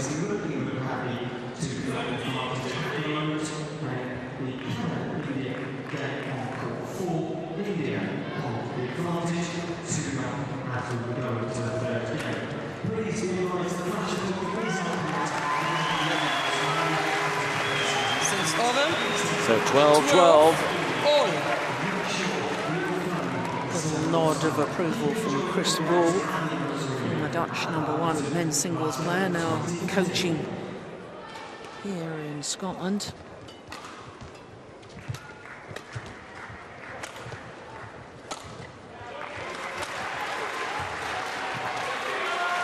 That's long as well. 13, 12. The drift probably carried it just that little bit long. Just checking, but long it was. And for the first time, Merrilees is in front. And more importantly, Play. 9 of the last 10 points are going to this man, Merrilees.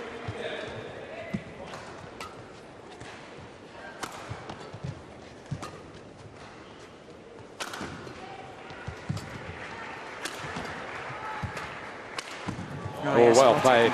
Service Terrific over. defence from Merrilees earlier on, but 13, that's the best he's all. played since that interval. What was it, 11-4? Yes, that's right. I think he momentarily forgot that his opponent was a lefty.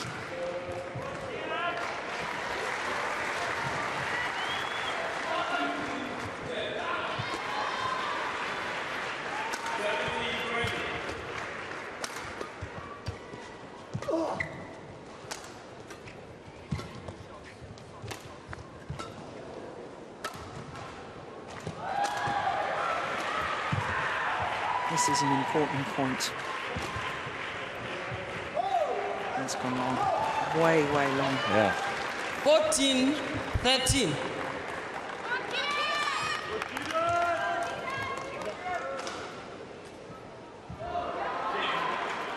One more change of shuttle. Back in front. But he must feel very vulnerable now, having squandered such a big lead.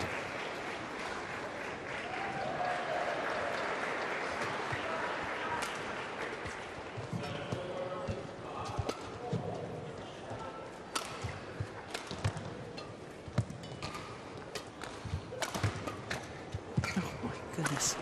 Oh, but he had it. He set it up 15, perfectly, the point. I thought he was going to 13. make it. Yeah, I think, in all honesty, his backhand defence here, he has a little pirouette. And there we go. And that really, because you have to take your eye off your opponent, off the shuttle, and that maybe just disturbed him a little.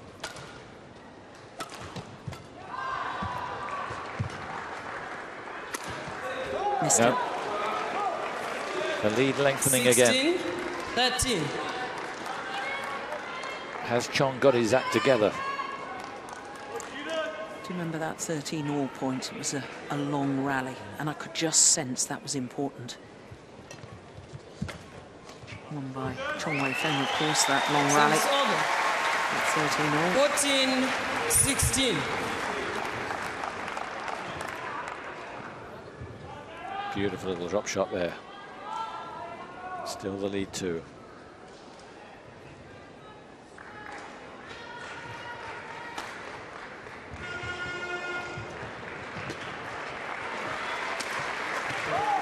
Service over. Now that's more like the sort of 17, shots I'm used to seeing 14. from Chong Wei Feng. Good jump in the air. Explosive shot, wasn't it? Yeah. You can't tell with that overhead action whether he's going to play the smash straight down the line or whether he's going cross-court. Looks exactly the same whichever one he plays, obviously until the very last moment. But as a player playing against it, you just cannot afford to guess. Service over. Good comeback from Merrilees, 15, keeping it tight. 17. And now maybe the crowd can do their part. He's kept it close. Really important for him to get the opening game, Merrilees, because we wonder about the vulnerability, the mental vulnerability of Chong. And if he loses the first game, that may exacerbate. If he wins it, he might relax a little, and he's got the talent to race away. Yeah.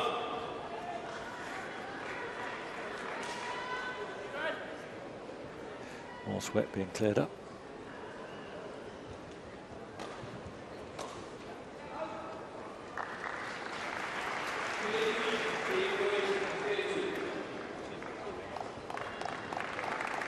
And he's still not happy. Some perspiration on the court surface. And it does mean that the court, which is a rubberized mat, can become a little bit slippery, so it's very wise to get the court mopped. So a long delay. 15 in play. Time for Chong to doubt himself in the minute and a half we've had since the last point. Oh, that's landed in. Oh, No, it's called out. no, that's never out. It's called out by the back line judge. Now, I'm telling you, that landed about the double service line. Yes. That is not out of the back. No. It may have been outside line of the centre line, but for the umpire, not, and that's in. 15. Yeah. That is in. For the umpire not to overrule that, quite frankly, Yeah. well, I don't want to use a strong word, but it's not right. No. Players. It's interesting. It's Merrilees was asking Chong if he was going to get, happy with that call. Well, of course he's happy. Does he think it's just? Or does he think he got away with it? I'm not sure. Well, I am pretty sure, to be honest. Service over. 16, 18. I don't think that was a gift. no, no.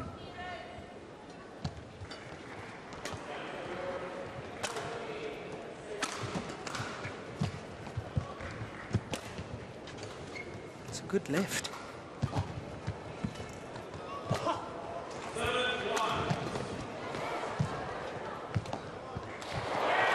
Not Service quite. over. The angle just too acute.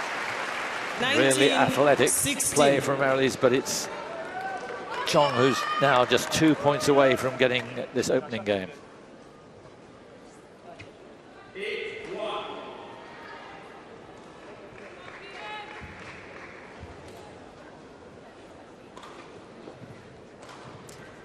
The unfortunate thing, Simon, is that we don't have centre-line judges for this match.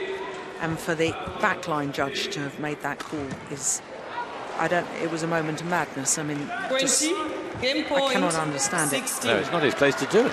No. But here are 4 game points for Chong of Malaysia.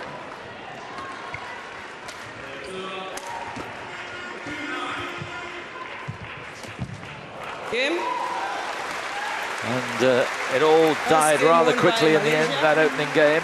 21-16. And Chong it is who takes the opening game.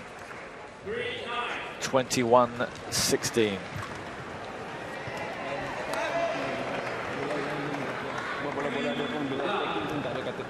Well, it was a match of 3 phases, wasn't it? Chong getting off to a very strong lead, then after the interval, back came Merrilies. Was it 6 points in a row, and he really did look a likely winner of this opening game. And then, to be honest, Chong, maybe a little bit of luck, a bit of poor officiating, but whatever it was, he's taken advantage of it, and he now has the game advantage. And it could be watch out in this second game, because he is a man of extraordinary talent. You can better move it and change the direction, because he comes forward straight. Yeah, so change direction to the backhand. Just heard the end of that, change direction to the backhand. Yeah, from Chris Brawl.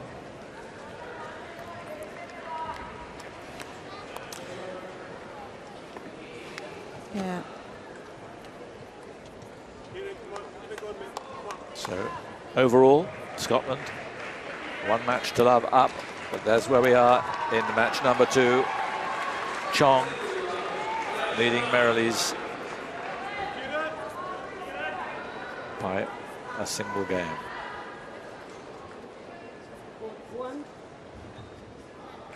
Court 1, 20 You know, seconds. Simon, it's not just one Court point 1, that 20 determines the seconds. outcome of a game, but that was a travesty. Yeah. Well, he's got to forget it, Merrilies. Just get on with things. And there could be an avalanche of spectacular play from Chong. He has it in his armoury, and now he will be feeling quite relaxed. First few points could be vital for Merrilies to stay in this. 1 love.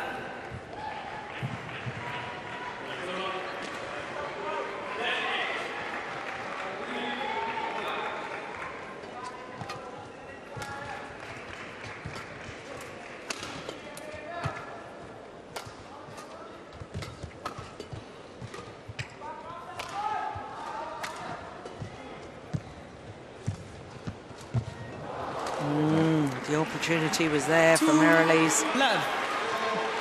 He's in a good position.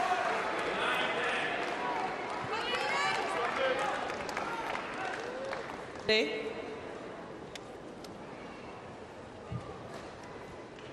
I do think you're probably right, Simon. You know, the fact that Chong Wei Feng, obviously nervous in that opening game, obviously under pressure, everybody's expecting him to win.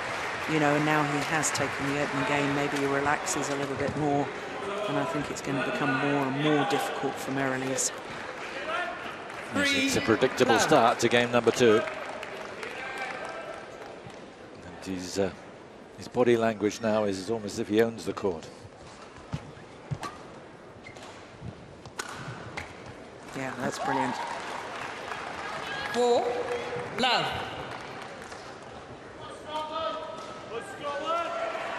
Another spectacular overhead. Right to the line. Service over. What was Chris Brawl saying? 4. Backhand. Hit it to the backhand. That's a super shot over his head, making him turn. Yeah, he'll be pleased with that. Yvette Lowe still scribbling notes.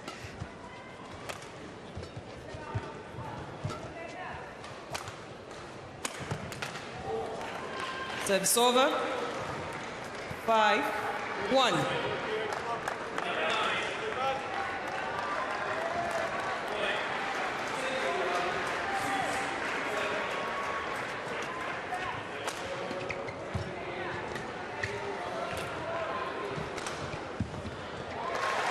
Well played. Over. Well, this time it was the hold and flick down the forehand side of the left-handed Malaysian. But the big key for Merrilees is getting to the net first. Then you've got the options. You can play those tight spinning net shots, or as he did in that last rally, the little hold and flick initially, then play the net.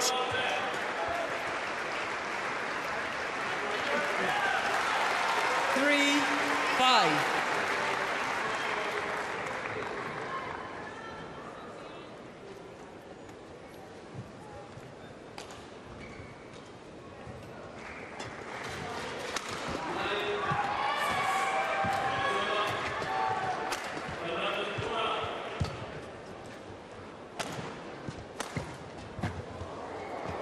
Service over. So close, it would have been a spectacular winner. 6-3.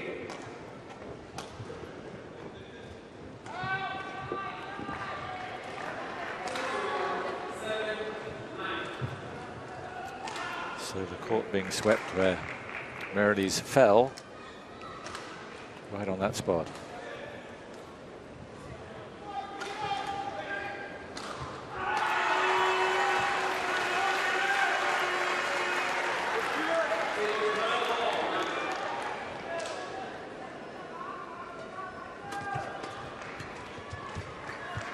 Service over. Yeah, it almost looked to me as if he changed his mind. Yes, certainly was an aberration. Wasn't close to clearing the net.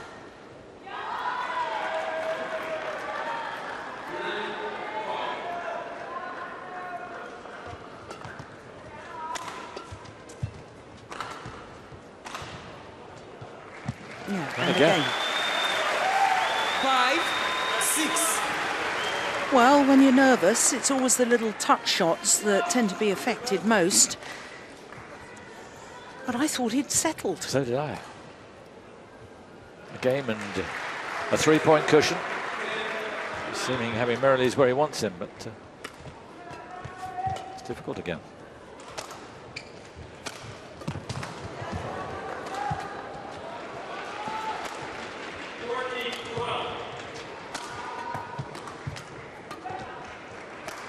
Missed it. Yeah, spectacular defence from Merrilees, diving to his forehand. Yeah, and I do like this fighting spirit from Merrilees. That was a super get, wasn't it? Yeah. Just out. Five Shot of of the rally. Yeah, 5 of the last 6 points going to Merrilees. Well, It's over. now the run is broken. 7-6.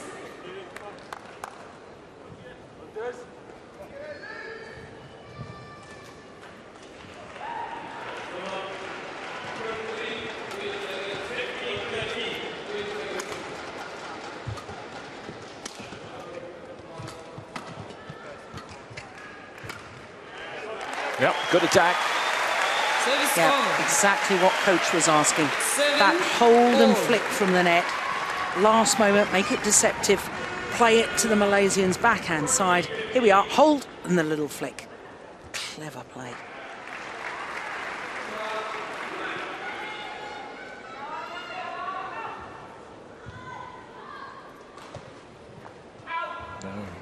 Service over. A little sloppy 8, there. Just 7. when he's got things going, he can't afford any more of that. I think that's Paul Van Rijtvelder underneath that face paint. Scottish men's doubles player. 9-7.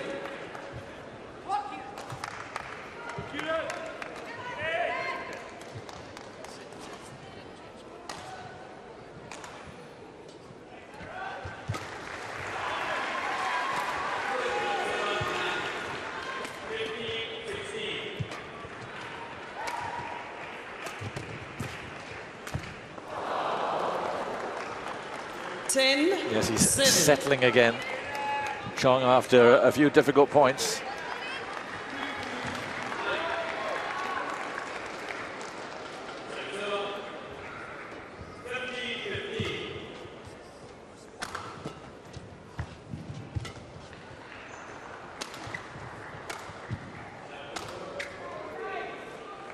it's gone long. 11-7, Shuttle interval. going with the drift, flying long of the back line. He's moving so comfortably now again, John. Yes. It's one of the trademarks, I think, with the Malaysian men's singles players. Their movement around the court, they're so light on their feet, aren't they? Never seems rushed. No. Even when having to change direction, there's just sort of a sinking of the body weight, the knees bend, and then they just seem to almost bounce and glide in the opposite direction. Court 1, It's 20 amazing. seconds. Court 1, There's 20 amazing seconds. teammates. So not short of support.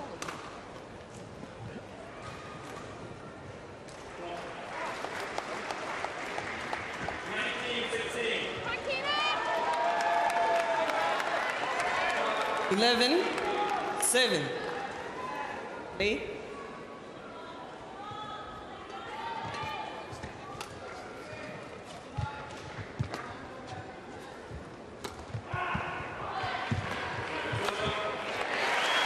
Service over. Whole rally set up with that 8, little hold and 11. flick deep into the Malaysians' backhand corner. Look, then plays to the nets, and from that moment on, he was controlling the rally. Needs more of it.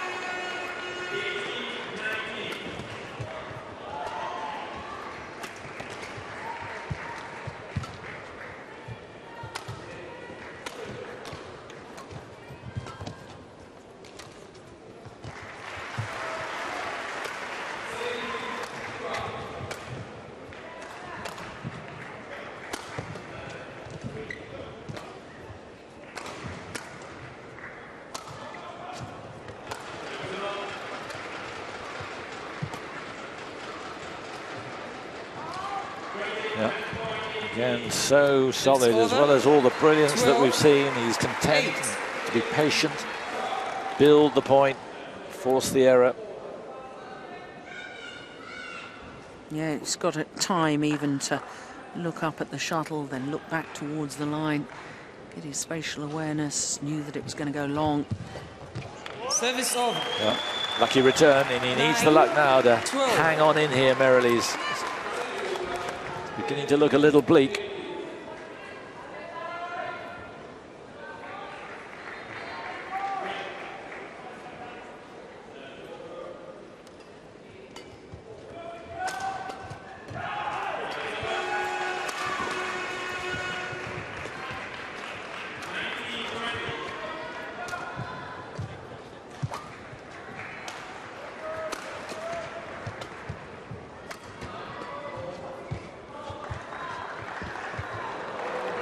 Service over. So much time. 13-9. Cut that so fine.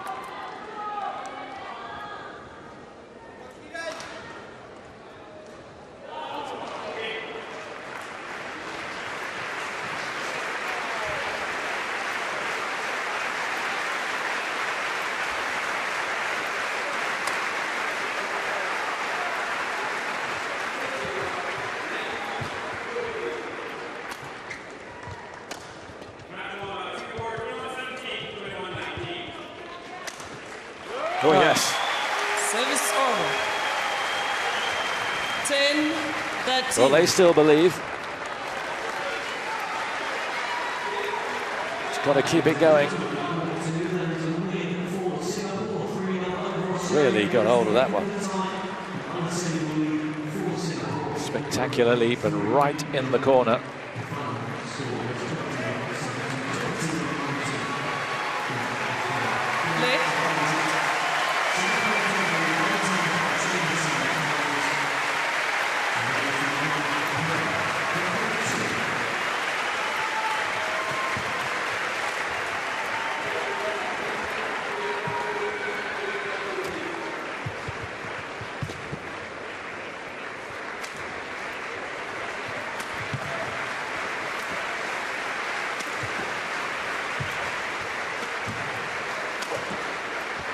Oh, that's super, isn't it?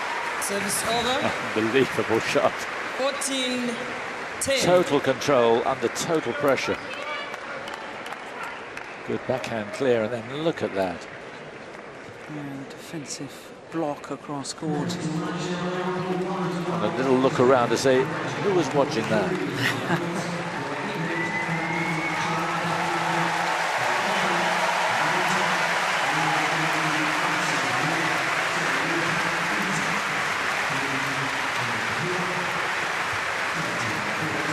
It's going wide. Service over. 11-14.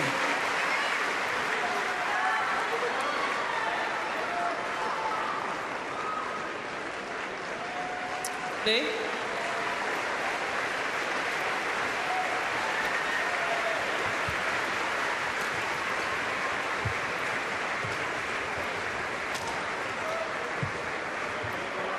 Service over. 15-11. It's a game of millimeters sometimes, this one.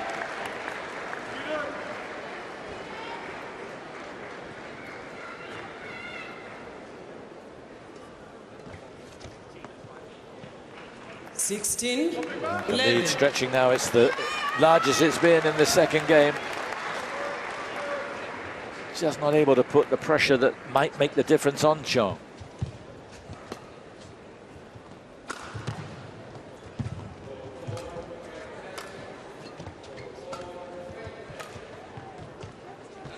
Service over. Well, 12-16. don't know what's going through the mind of Chong Wei Feng, but how many times have we seen him look very indecisive when he's playing a block? He doesn't know whether to step forward and play the net shot, doesn't know whether to lift it. And he's made, what, 3 or 4 errors on that at least.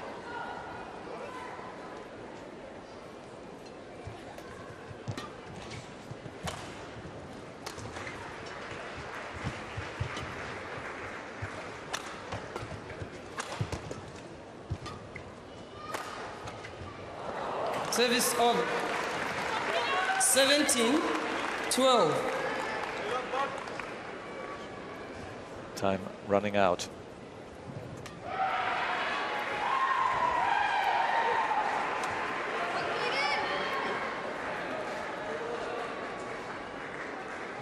Play.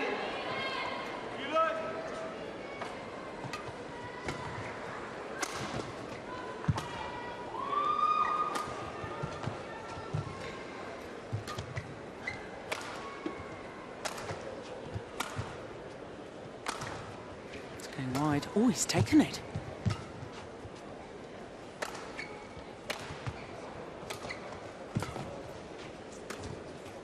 Oh, what a shot.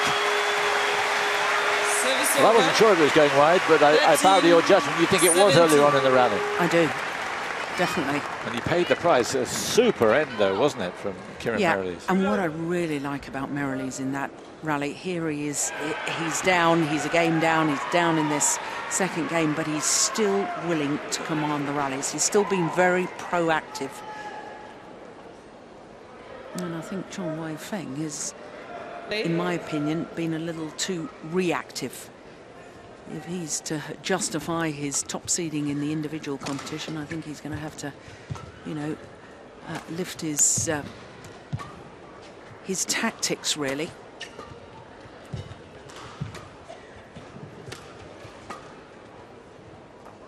In sport at this level, you can't really afford to wait for it to happen. You've got to make it happen. 18. And he looks as if he's got the talent to make it happen, to really dominate very good players. Yeah, no question.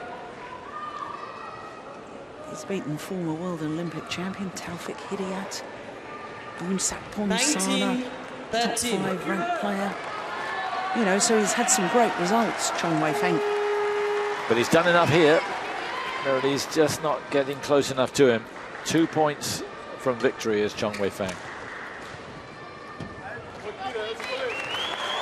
Service over. 14-19.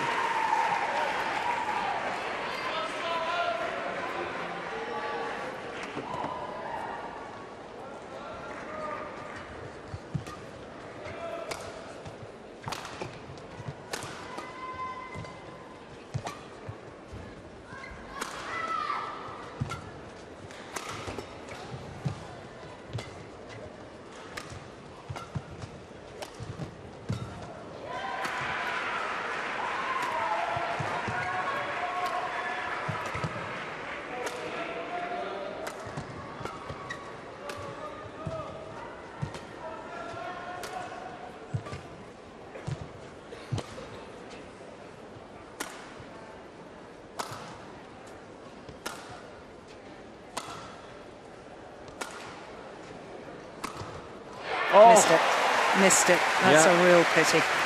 Maybe he was running out of gas. Yeah, I think he was. He's bent over double at the back of the court. It was a super rally full of guile and evil intent. It was brilliant. And here are 6 match points.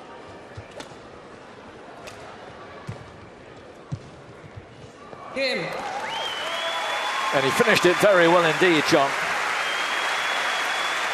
No hint of the choker there. No, he did well. Did enough. Did what was required. Match won by Malaysia, 21-16. So the key moments were really at the end of the first game where he held tough. In the second game, it was close for a while. Merrilies edging back in those middle points, but once he got back, he just couldn't sustain it, and Chong just too good. And in the end, one going away.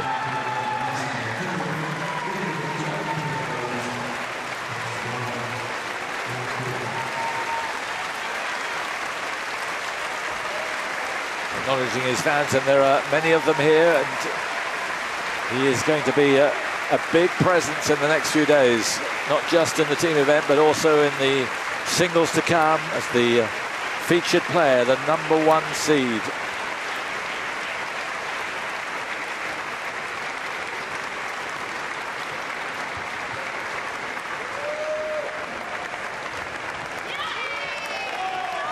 So we're back where we started now. From a best of 5, it's now a best of 3. There's confirmation. Chong Wei Feng, 21-16, 21-14.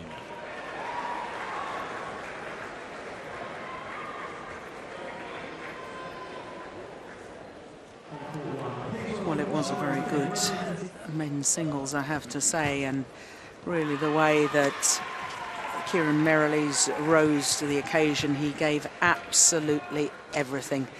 There were, as you say, Simon, 1 or 2 moments in the opening game where Chong Wei Feng looked very nervous indeed. Well, I suppose in the end, you know, perhaps Merrilies not enough winning shots. There's certainly enough commitment. Worked and worked and worked throughout the contest. Wonderful net play by the Malaysian. The athletic ability. You can see from this rally, you compare the movement of the 2 players, and one seems to be effortless in his movement, the other one moving and covering the court just as quickly, but it all seems to be a little more hard work. Yes. He made the analogy with tennis earlier on, and he moves like a Roger Federer. Yeah. So light on his feet. Different build, of course, but that lightness of touch.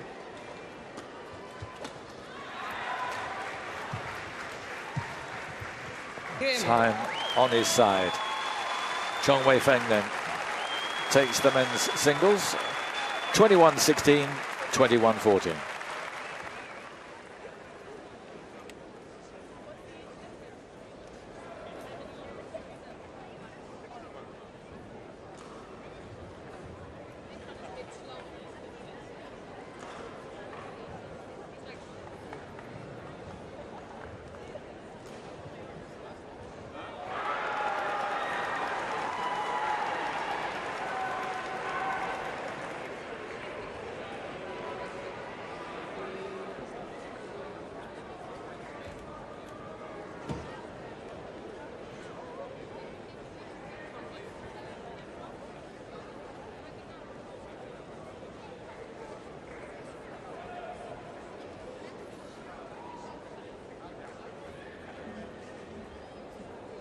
On court 1, please welcome Team E of Malaysia and Kirsty Gilmore.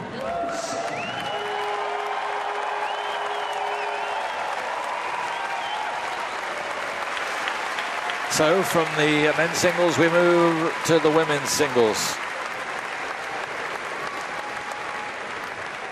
Kirsty Gilmore, ranked 17 in the world. Not against T. Jing Yi from Malaysia, ranked 16 places below her. Two very talented players here. And Jill reckons this is an absolutely crucial, this match, and the basically how this tie is going to evolve. Absolutely. The way I look at it, Scotland have to win this. And I think Kirsty Gilmore, the way she's been playing lately, she's a very, very athletic player. She's a wonderful mover around the court. So, T. Jing Yi against Kirsty Gilmore. This will be the third time that these two players have met each other. Previous two occasions they've met have both been won by Gilmore. So the signs are good for the home fans. Of course, there's all that home pressure, which some people use to their advantage. I remember Tim Henman, I always thought, overachieved at Wimbledon and did fantastically well. Murray, of course, latterly.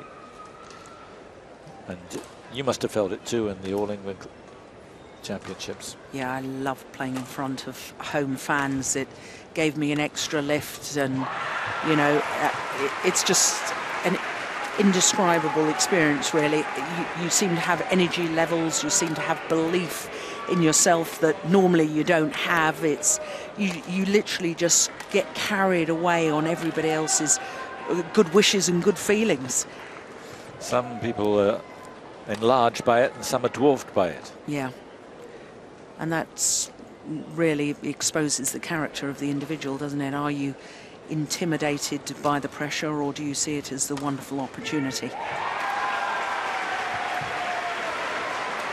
So that's where we are, one apiece. And the Malaysians, I think, really are overwhelming favourites for the men's doubles. The fourth match scheduled, and we've got to go to at least a fourth match, haven't we? But it means that Gilmore has to win this, otherwise there won't be a fifth. Exactly. You read it like that. I read it like that.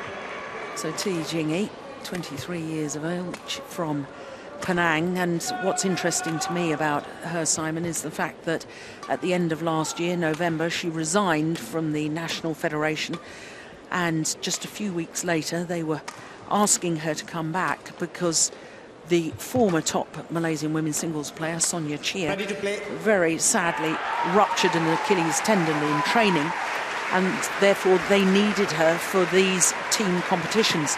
And since she's come back into the national fold, I think T. Jing Yi has improved considerably. Suddenly the status of being the number one, exactly what we've just been talking about. Are you intimidated by it, or are you inspired by it?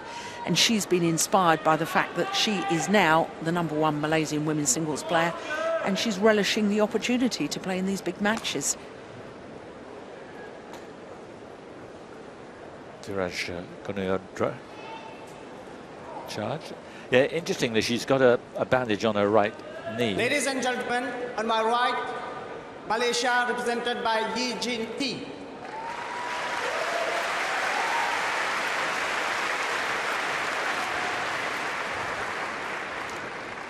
And on my left, Scotland, represented by Kirsty Did play this Gilmore. morning, did T. Jing Yi, beat Titalin Hedahewa of Sri Lanka, 21-4, 21-6.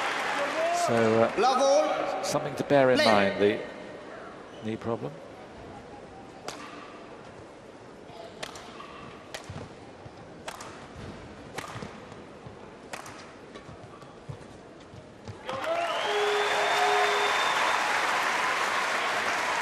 One love.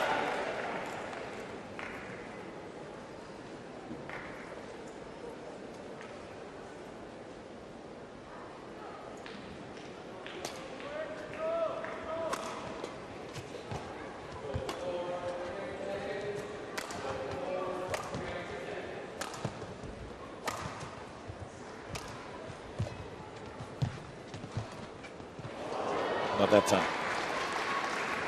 Service over. So a lot of play close to the net here.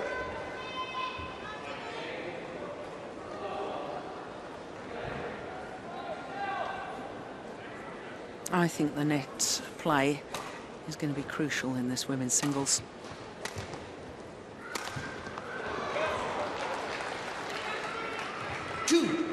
1.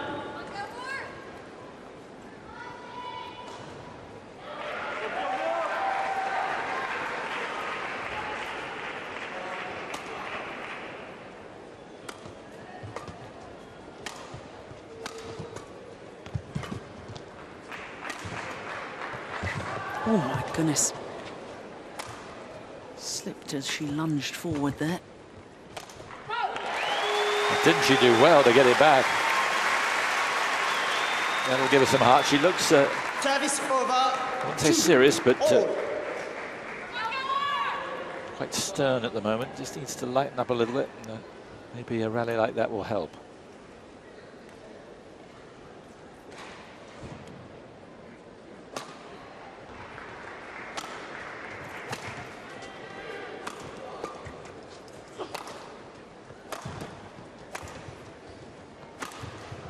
Oh, yes. Power and angle. 3, 2. Yeah, the jump smash, the final shot, and this is where women's singles is going to an even higher level. Look at the height that she got there. Yeah. We've seen it in men's singles for a number of years, haven't we? Yeah. But now the development of women's singles going the same way. The net shots are becoming more and more important. The athletic ability of the women's singles players and the use of the jump smashes. Service over. So exciting to watch, so dynamic and explosive. You didn't do too many jump smashes. Oh no, I'm afraid gravity worked too well with me.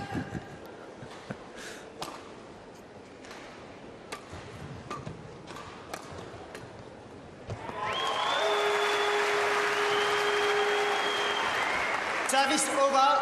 4, 3.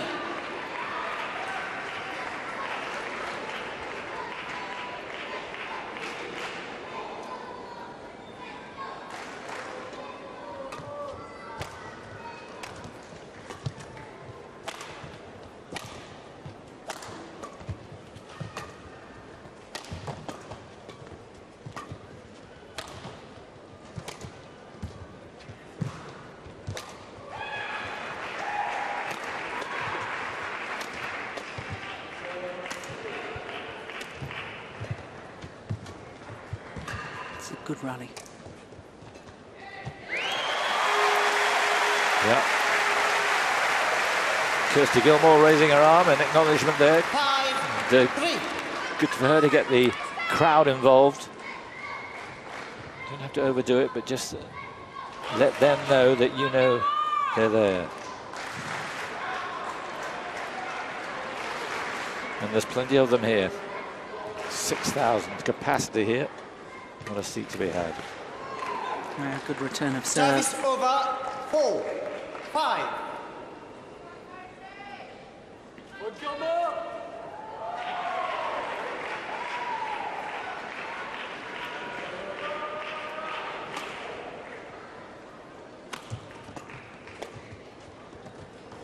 Oh, slight stumble there from TJ. Hope she's all right. Usually when she does stumble, it just spoils her judgment of whether a shot's in or out. She was going to leave that anyway.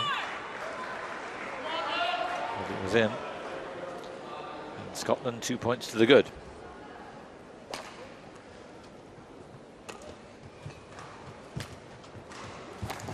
Oh, that was a wonderful shot into the corner. May have grazed her hand there. With that Service dive. over. 5, 6. Never gives up on a rally, Gilmore.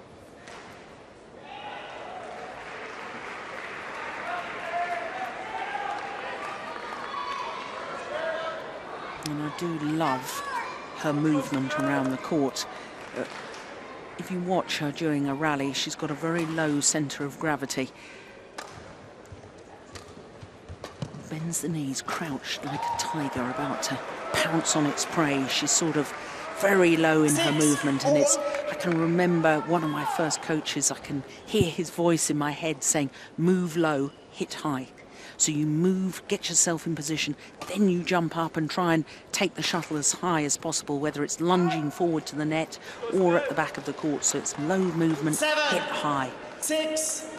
And as you said that, I have an image of you playing exactly that. Yeah.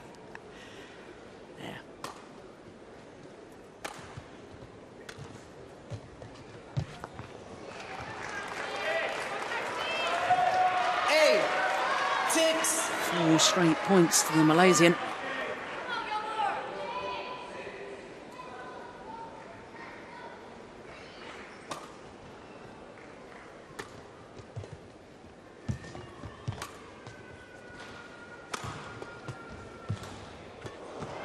Good defense again from Tay.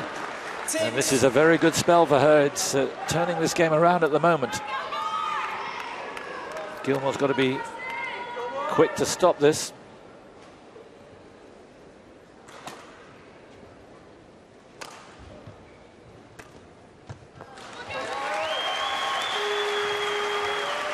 Our colleague Morton Frost made a very good point this morning when we were watching T Jing-yi, and her world ranking, as you mentioned, 33 at the moment. He said that's not reflective, and he said I don't understand why it's not higher. Well, you know, I look at the tournament she's playing. She is playing the Super Series, the elite tier of tournaments, all the time. So she's losing second round, third round, whereas Kirsty Gilmore is playing some of the lower tier of tournaments and going through and winning. So Kirsty Gilmore, winner of the Swedish International, the Spanish International already this year. And of course the ranking points you get for winning those events have helped elevate Gilmore's ranking up to this very high 17, but it's not necessarily reflective of these two players' capabilities. Yeah, and at the moment she does look decidedly second best. Yeah.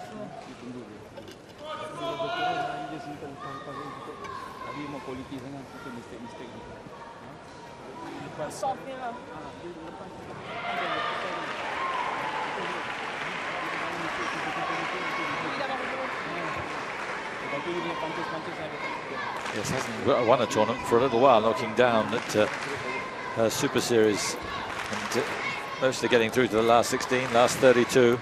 Yeah. Quarter-finalists in the World Grand Prix a couple of times, 3 times.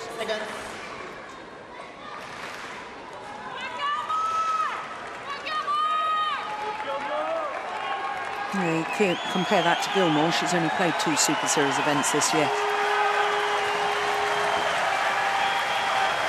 11-7. Play. Crowd getting behind Gilmore. She needs them now.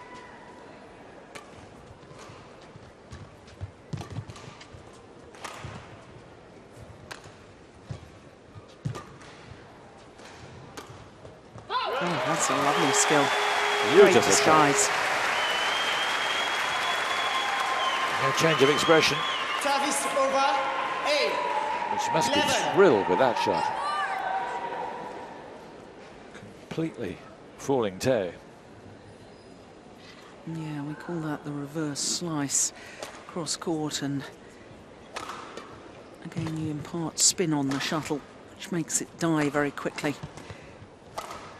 creating the angle. That's nice. Couldn't follow it up. Service over. 12.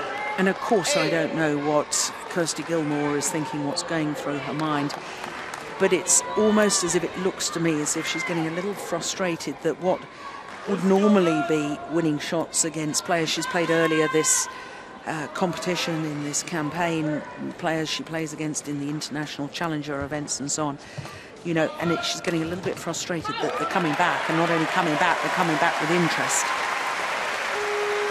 This is almost like a false sense of security. Service Yeah. over. 9. 12.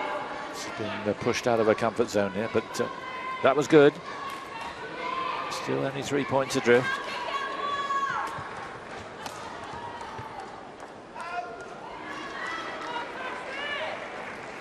Service over. 13. 9. Interesting, T walks awkwardly between points, but once the points get underway, you don't notice the knee at all. It's only when the rally stops. Well, the shuttle on the low serve was deflected by hitting the top of the tape, which is why Gilmore made the error. Yeah, there you can see. Very difficult to time the return then.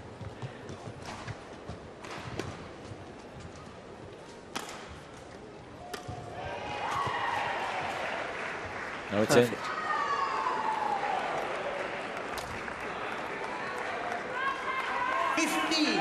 It looks a little upset with it, but it definitely looked into me. Yeah, I thought so too. That is the contact point.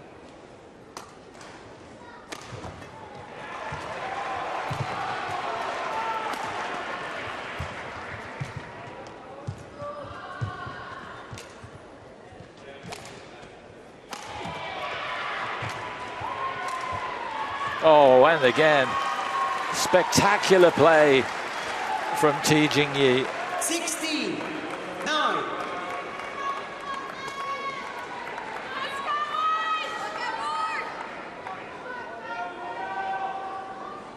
Total control. 7-point cushion.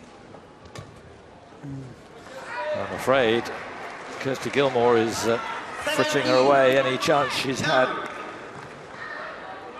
Outclassed, outplayed at the moment.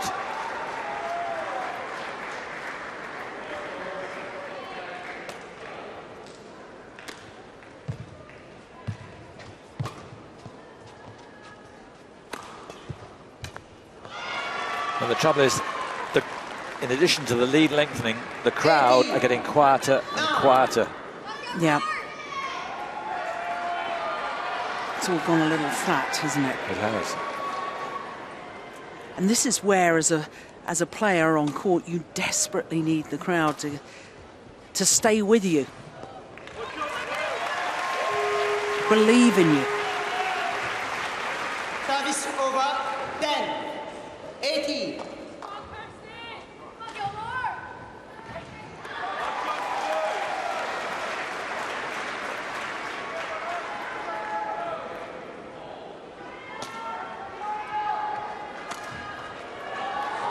Isn't that lovely? Service over. Slicing 19. across the feathers. 10. Just watch the racket head. Seems to come round the shuttle, doesn't it? It does. Creates the spin.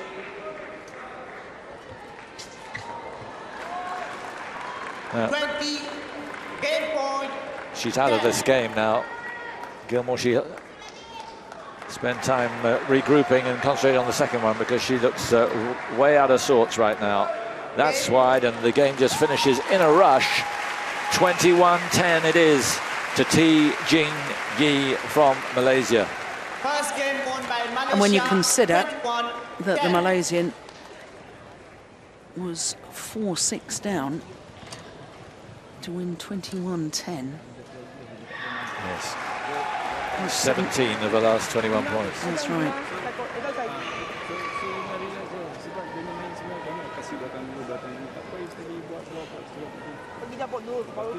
And it doesn't augur well for game number 2. After that grilling, which is, to be honest, what Kirsty Gilmore gets, to come back and make this a match would be something. Get away from the lines, you work your ass off in the box. But it takes 1.5 hours if you do it. Yeah? Don't continue searching for the lines. Don't continue searching for the corners. Yeah. Understand? Probably pick this up. Yeah? That's the way to break her. You can do that. Is your hand okay? Yeah. Okay. Continue searching for the corners is what he said. And asked about the hand, of course she just scraped the hand. But Dive deep in the forehand corner, yeah, I remember it. But he's saying go for the corners. Easier said than done sometimes.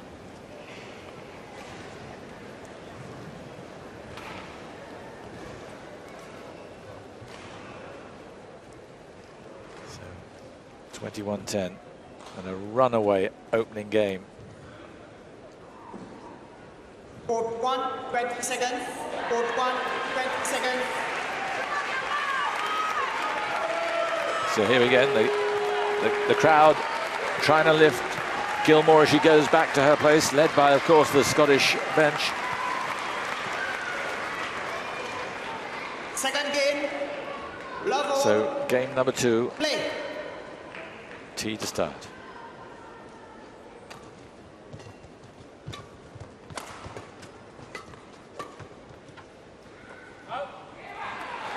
Good judgment. She was a long way away from it. 1-0.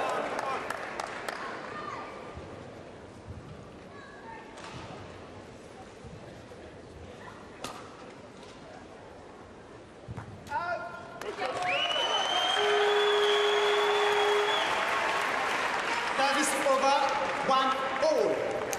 I wonder if we'll see Gilmore trying the low backhand serve at all, just to mix it up a bit.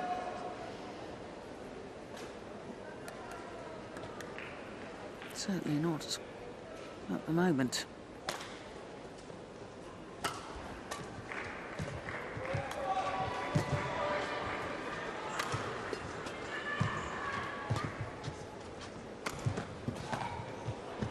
Yeah, well played. Cut across that forehand very effectively. 2-1.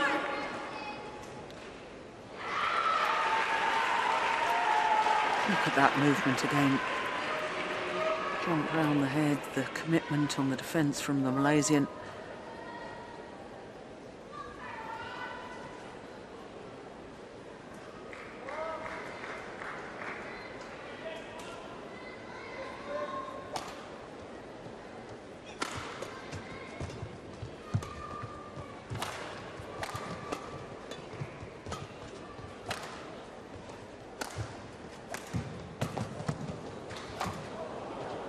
Oh, wonderful judgment. Yeah, the defensive play there from T Jing-yi. Look, down on the ground. And as we were noticing in the men's singles, they get up so quickly. It's just extraordinary. She did flex her knee, though, at the end of that point. Yeah, she did too, didn't she? It's an awkward landing. Yeah. That's wild. Trying to put on too much pressure. What Chris Brawl was referring to is be patient in getting it into those back corners. If you try and force it too much with the flat, fast pushes, that's, I think, was more of what he was asking for. But then what do you do when T Jing-yi hits a winner like that? Again, the awkward movement between the points, but nothing awkward about that shot. Off balance, beautifully played. There's a good reply from Kirsty Gilmore. Service over, 3-4.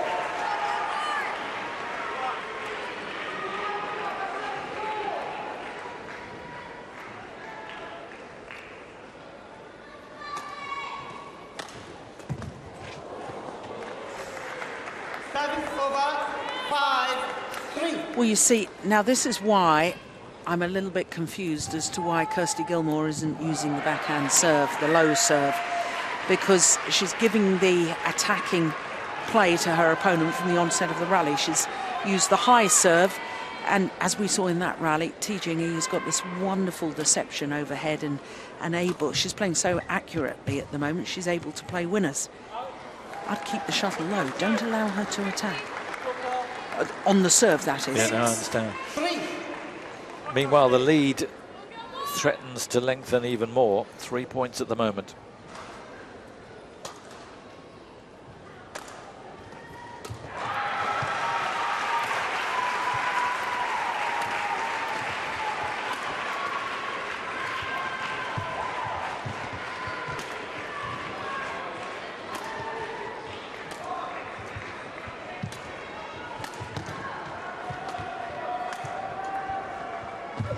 Oh, unlucky. Nothing she could have done about that. 7. And she did defend so well. Good get. And there. Full speed. Did not deserve that. No. But you've got to give credit to T Jing-yi. I mean, I know that's lucky with the net cord, but she's creating her own luck. It's happening too many times. She's finding the gaps too many times just for it to be luck.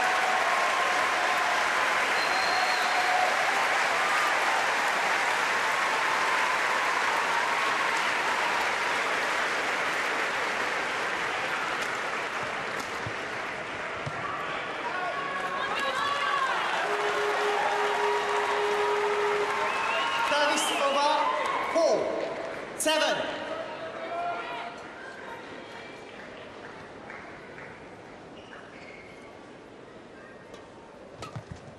And a truly brilliant match out there on court number 4. It needs to Canada to do one against England, shall we? What a rally. Extraordinary defence from T again.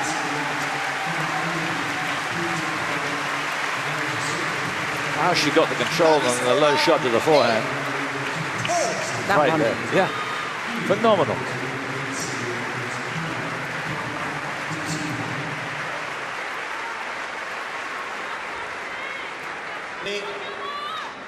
The lead goes back to 4 points.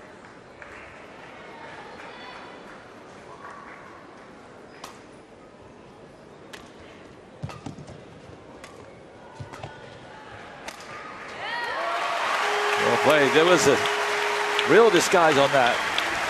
T Jingyi, wrong-footed, flat-footed. 5-8.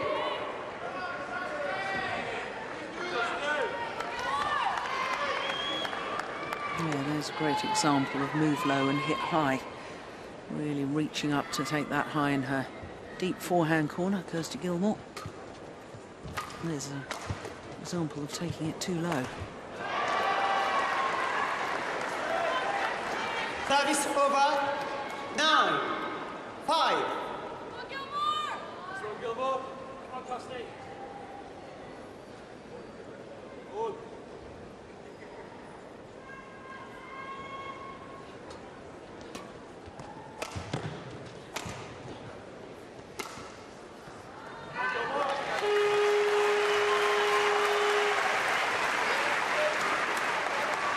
It's not a runaway second game,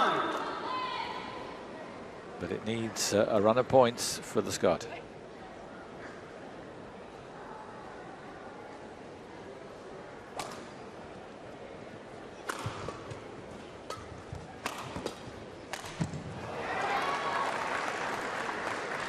Service over 10-6. Just a hint that she rather snatched at that final shot. Please welcome, representing Canada, Adrian and Derek King, and representing India, Pranav Chopra and Akshay Kumar. Yes, too good. 11-6. Malaysian really controlling the rallies and most importantly controlling the front of the court. That last rally Lay it off. forcing the short lift. Yeah? Well, you don't hit it right there. Just lay it off. Don't try it again and again and again. Yeah? Second thing is, she's playing more to the back from you. If you play the far one, like a drop, she plays to the back again. Yeah? Step a bit back, you'll be more on time there. Okay? Court 1, 20 seconds. Court 1, 20 seconds. So they're asking her to take up position a little further back. Yes, when Kirsty Gilmore is hitting down, they're saying that T Jingyi most of the time, instead of blocking it, is lifting it. So there's no need for you to come right the way forward. I understand exactly what Chris Brawl is saying about that. But in a way, I think that the advice should be to take away the net play from the Malaysian, because at the moment, I said just a moment ago that she's controlling the net shots. So the way to take that control away is for you to get to the net first. You to be the one that's taking it early. Which doesn't correspond to have your base further back. No.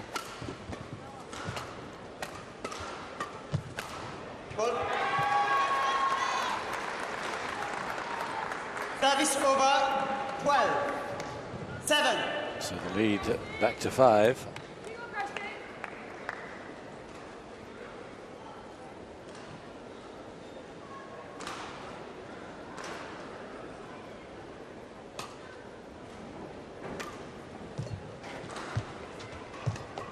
Oh, look at that.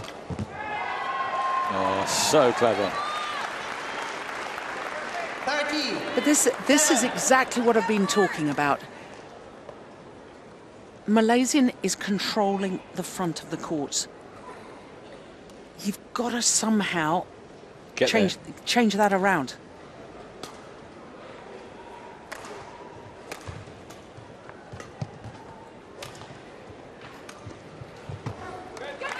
Well, it looked like she wanted to do that right there. Yeah. Service over 8. 13. Maybe she's realized what you were saying herself. But if she does go down with that tactic, she's not going to be very popular with the coaches. And there's a reason why they're a coach and I'm not.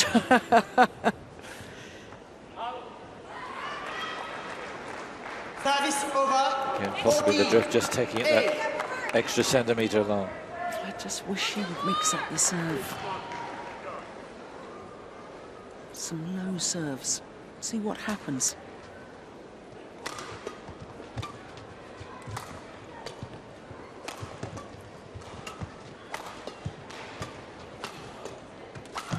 Yeah, devastating attack, seizing the moment. 15. Kieran Merrill's back after he's warmed down from his men's singles. Back supporting, can hardly watch.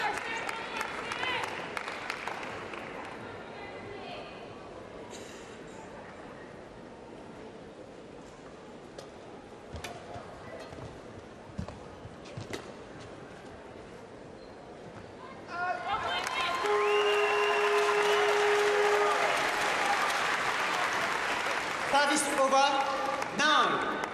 15.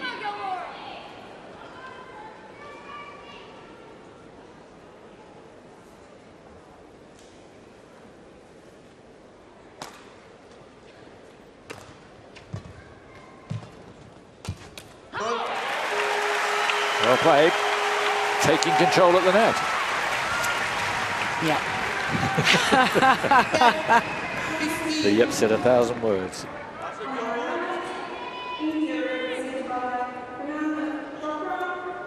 Yeah, that's it.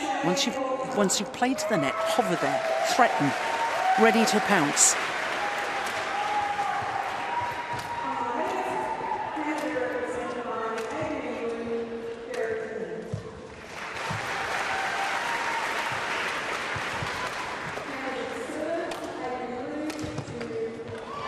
Great change of direction from T Jingyi. Service over 16. 10.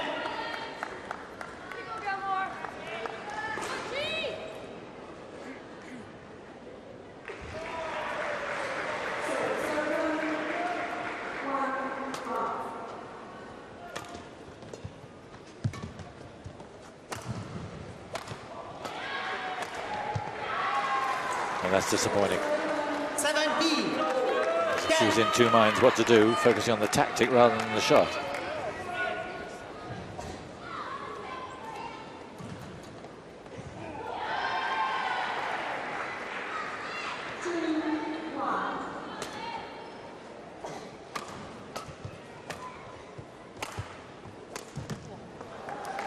Well, she faded out of the first game, and I'm afraid she's threatening to fade out of the second. T Jingyi totally in command at the moment, much to their chagrin.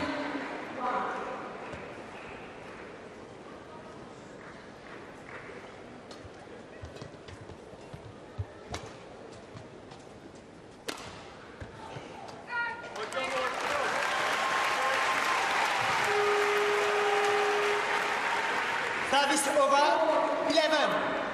18.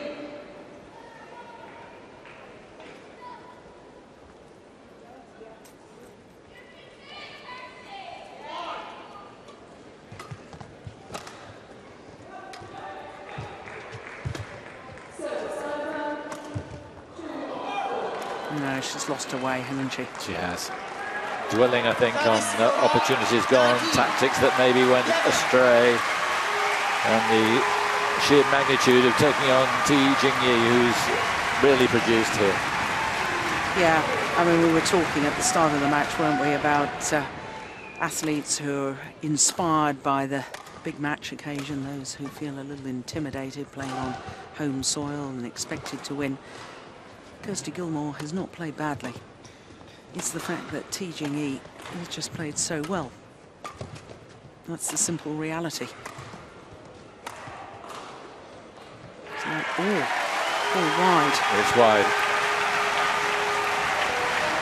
It's tantalizingly close now, though, for Ti. Service over 12, 19.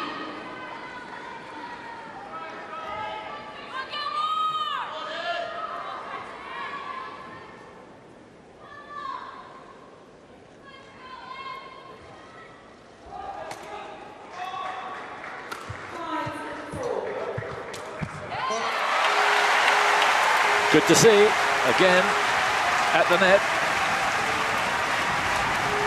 Taking the opportunity to put the pressure on. 13, 19. Well,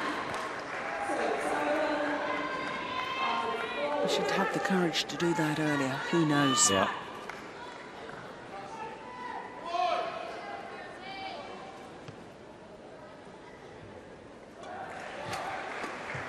It's going wide.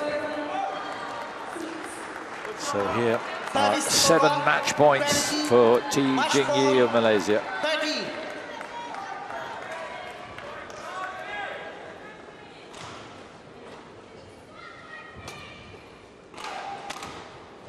Well done.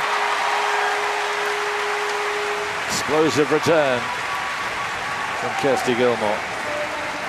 Service over 14, 20.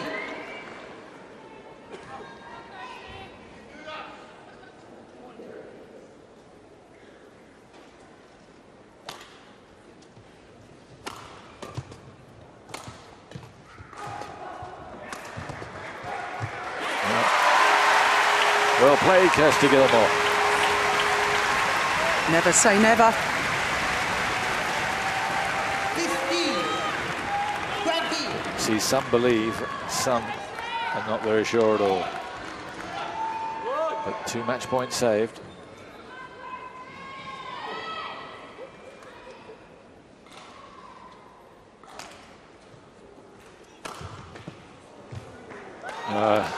Terrific finish. And that really was a strong performance from Ti Jingyi.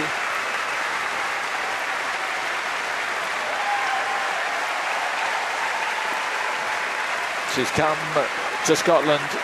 She's come to Kirsty Gilmore's home city, and she's beaten her. And to be honest, she beat her pretty convincingly. Yes, but as I say, I don't think Kirsty Gilmore played badly. This young lady from Malaysia, from Penang, she's a very, very complete player. She's good at the net, she's got good movements, good court craft, as I like to call it, which is all the shots, but more importantly, knowing when to play the right shot at the right time. And she thoroughly deserved her victory, Ti Jingyi.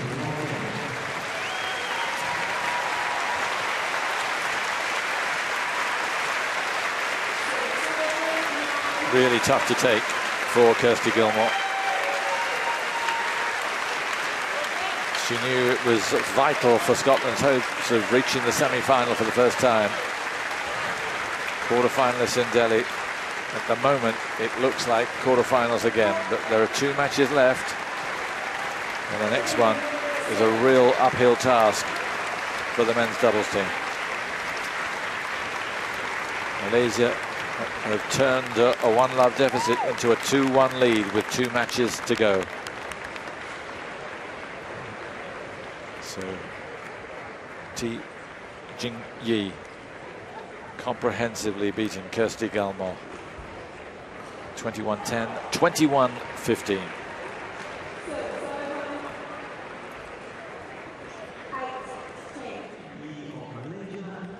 She came out full of smiles, and she produced a performance to make her teammates smile, if not the majority of the crowd here.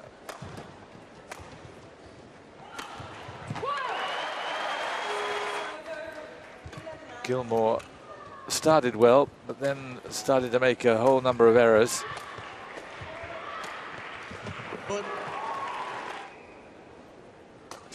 Towards the end of the first game particularly. Came back strongly at the start of the second. And there were hopes for a while, but then Ti Jingyi brought all her superb talent on view.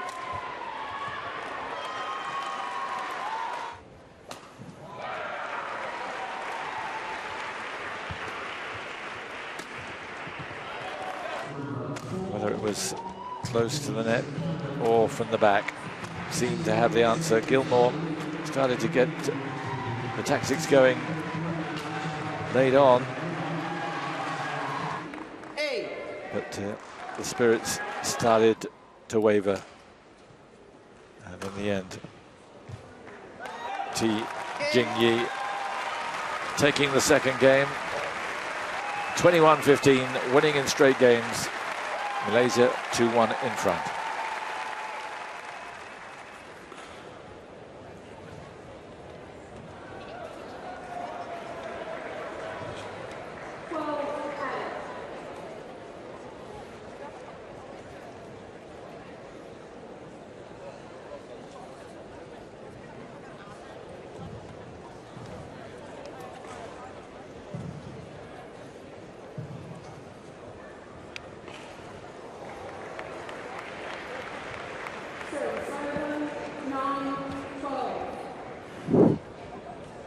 Headphones are hard.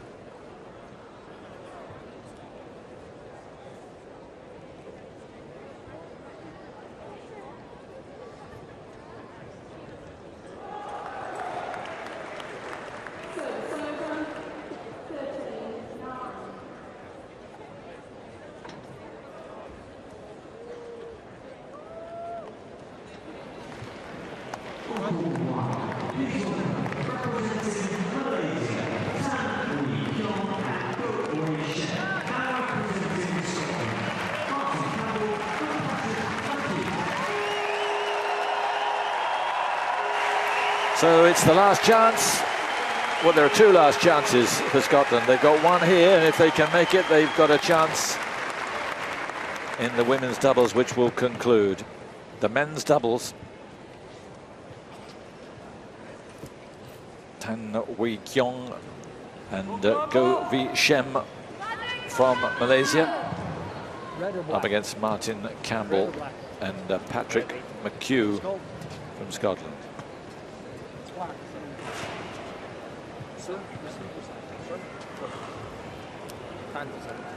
Wait. Can to serve? Yes. They've chosen to serve. What side would you like? That side. This side? Yeah, this side. Who will receive? Martin? Okay.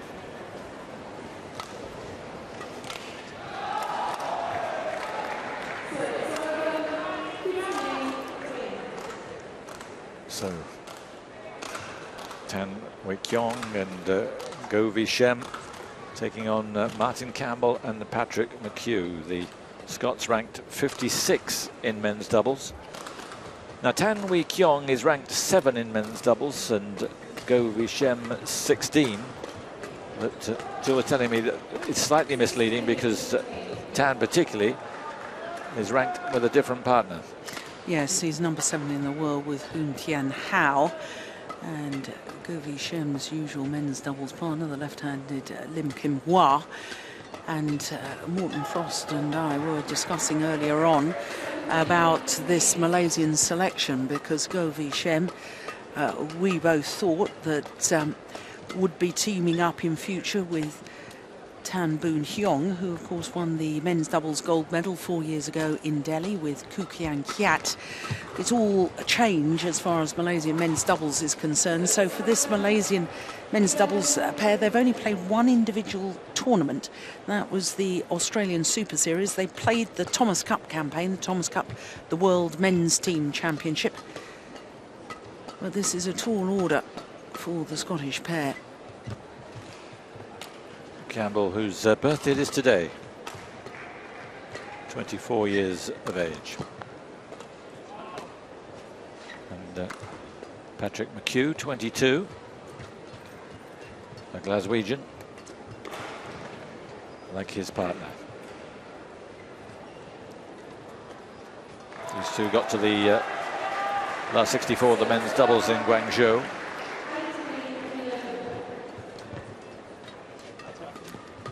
Lost to a certain Go V Shem with Lim Kim Hwa. So one of their opponents of today. So that's where we stand. Malaysia from 1-love down, now 2-1 up. And if they win this one, if Tan and Go win it, they will make it through to the semi-finals. Yes, and that fifth match, the women's doubles, will not be contested. So it really is a must-win situation for Patrick McHugh and Martin Campbell. So the main man courtside is Mike Walker.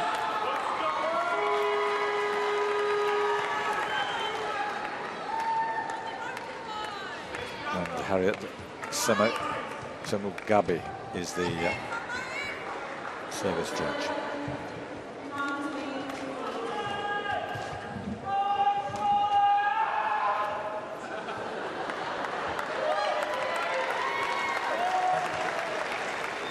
So it's McHugh nearest to us, Martin Campbell the far side.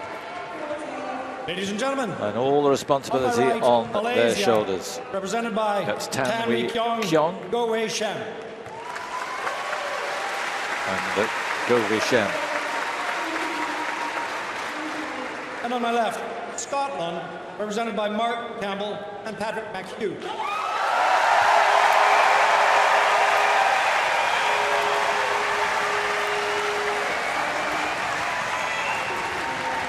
Malaysia to serve, Tan Wee Kiong to Martin Campbell. Above all, play.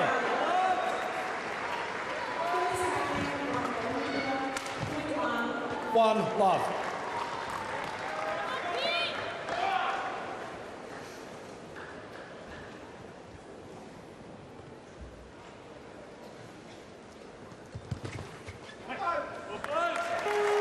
So with the Malaysians, Go V Shem, the taller of the two men, and from watching him many, many times in the past, his smash from the back of the court, he gets great elevation on his smashes and creates wonderful angles there, Tan Wee Kiong. Yeah, it's lovely play. Yes. Tan. Quick reactions and perfect control under pressure. Tan.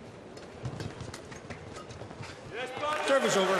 Well, during the Thomas Cup campaign, Go V Shem and Tan Wee Kiong were selected as a pair for 5 of the 6 matches, although they only had to play 4 of them, because similar situation to here, if the match is already decided, as with the best of 5 format, then the dead matches are not required to play. And I have to say that they were outstanding as a pair at those Thomas Cup finals in Delhi.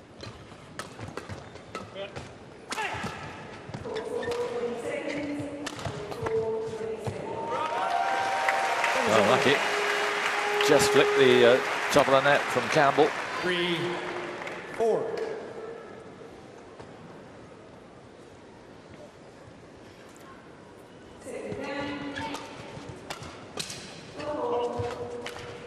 For all.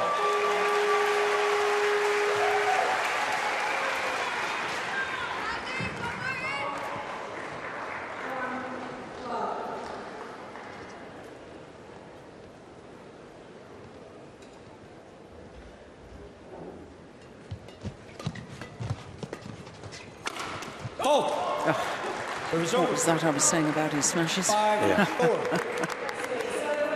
Nothing much left back there.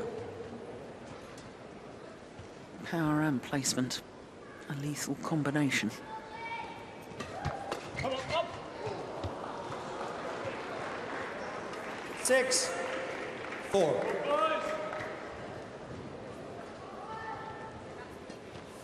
out. Service over. 5-6. Serve called short of the front service line by the umpire.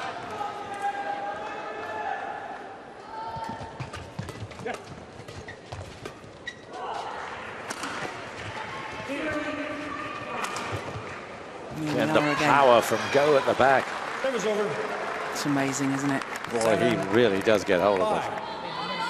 And it's power and the steepness of shot that so impresses me. Look at this. Wow. Incredible leap.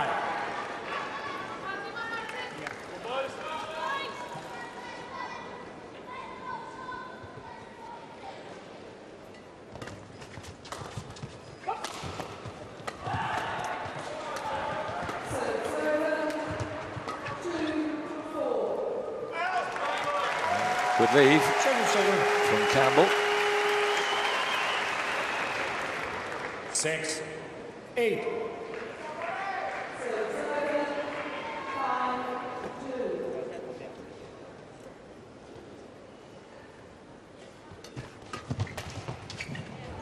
Good teamwork. Service over. 9-6. Yes, I don't think the Scottish combination want to be taking on the Malaysians with the flat, fast exchanges. I think they've got to take some pace out of the shot.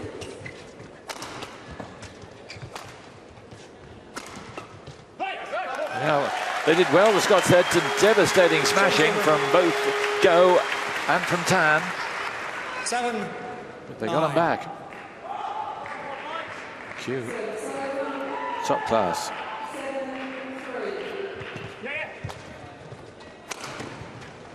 Service over. 10-7. One more change of shuttle. And a 3-point cushion for the Malaysians, who are looking immense.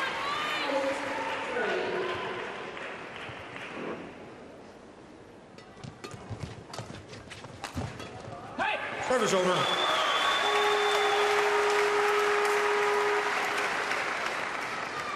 Eight, 10.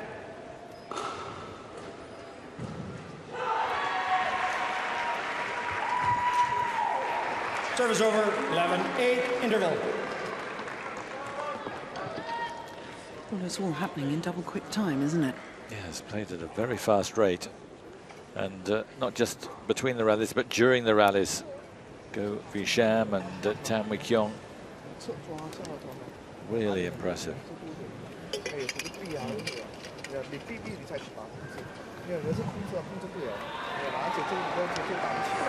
Trying again. The coach there. Osman Razak, the taller of the two coaches. Court 1, 20 seconds. Court 1, 20 seconds. Andy Bowen.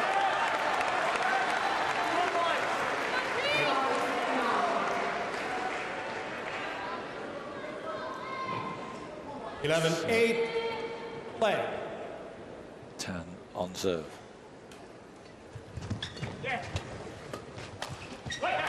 Service over. Good reactions from Campbell. 11. Wait.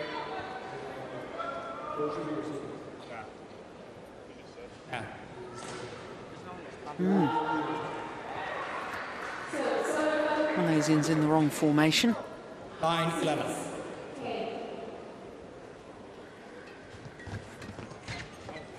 Oh, that's unlucky. That was a lovely idea from Campbell. Serves the third shot. He's taking it early. He's looking just to guide the shuttle in a downward direction.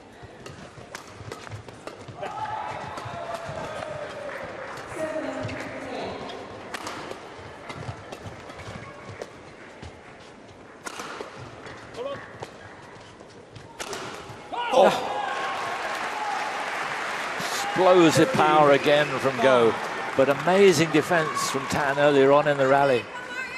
Yeah. Malaysian men's doubles has a long tradition of been very, very good in World Badminton. Look at the height he gets again.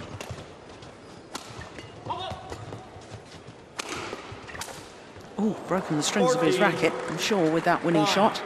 Tan Wee Keong, yeah. Shows the racket to the umpire. It always has a specific sound, the shuttle coming off the racket when the strings break. Players know it immediately, we can hear it.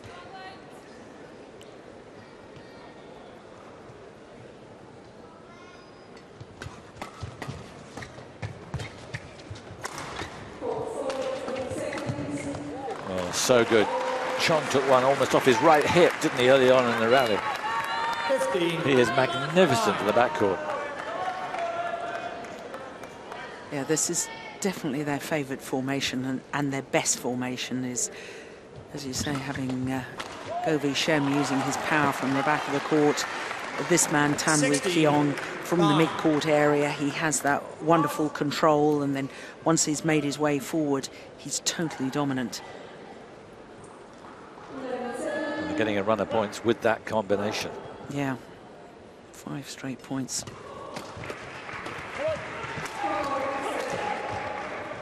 Oh no, I don't believe that.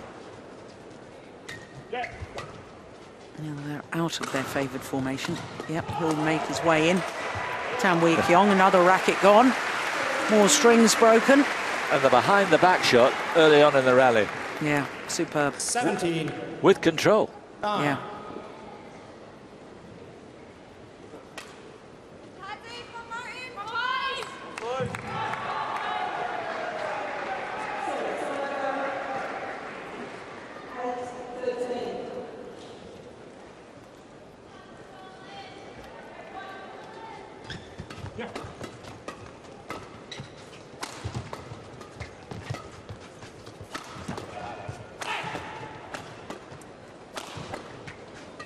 Look at the defence. They're quite content, the Malaysians, just to defend for a while.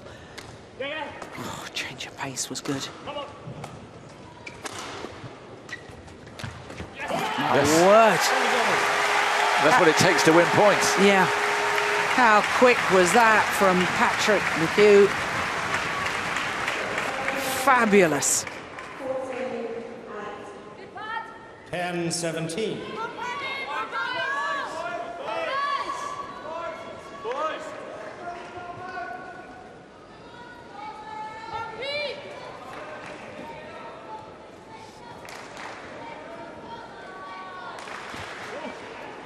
Service over. Having played so well, that was sloppy. 10. And the 8-point lead restored.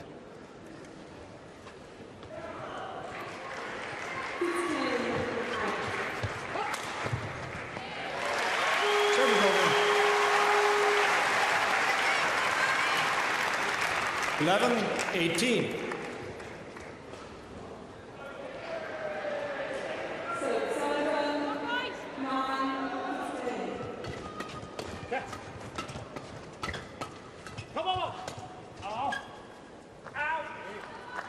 Service over.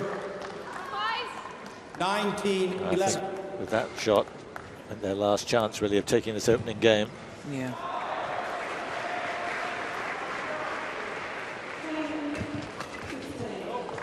Game point, 11. Again, that devastating combination with Tan at the front and Go at the back. Delivering hammer blow after hammer blow.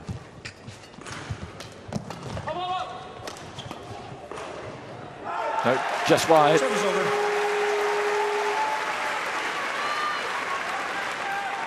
Well, 20.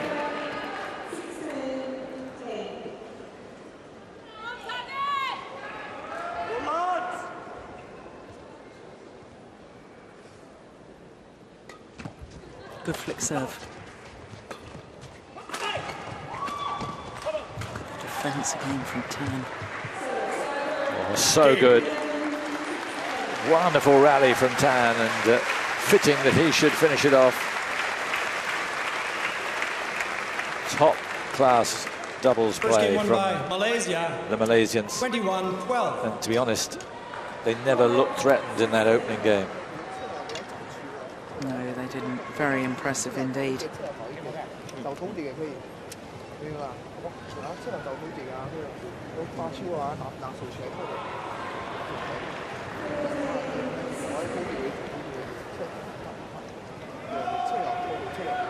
Oh, great flick from Tan.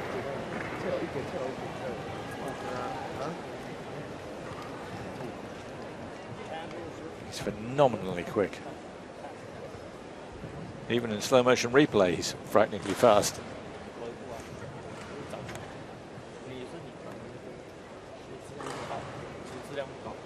These are super slow-mos. And Tan looks just as impressive with these.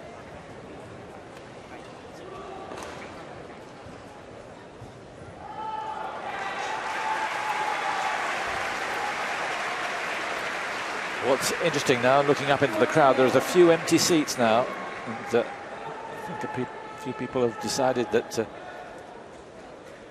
that they've seen enough.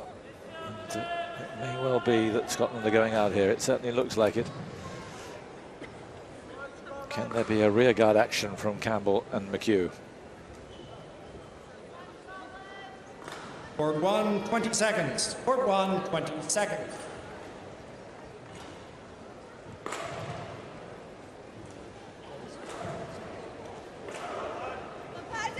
So into game number 2 we go. First game took 14 minutes. Second game, love all, play.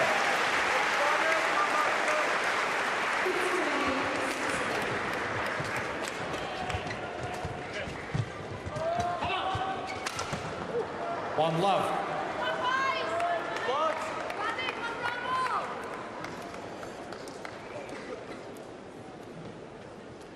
The net given a real clattering, but it's Malaysia's point.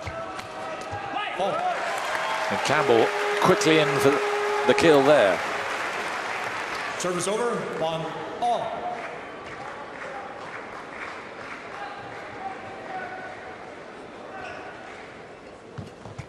Two, 1.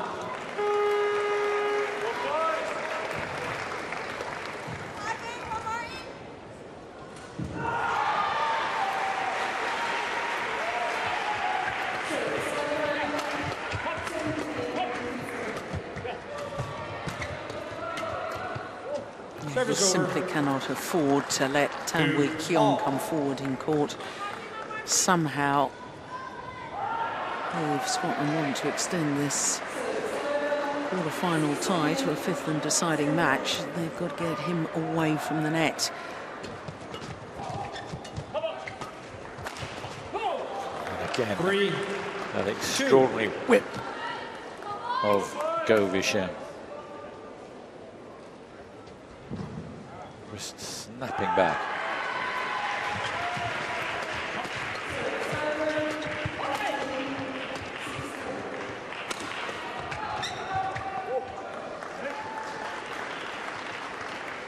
Four, 2.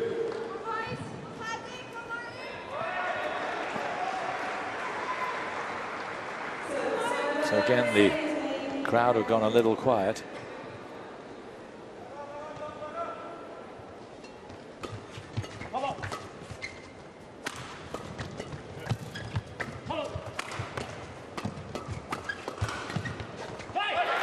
Well played. Campbell heading to the left hip of Go, giving him absolutely no room for manoeuvre. 3, 4.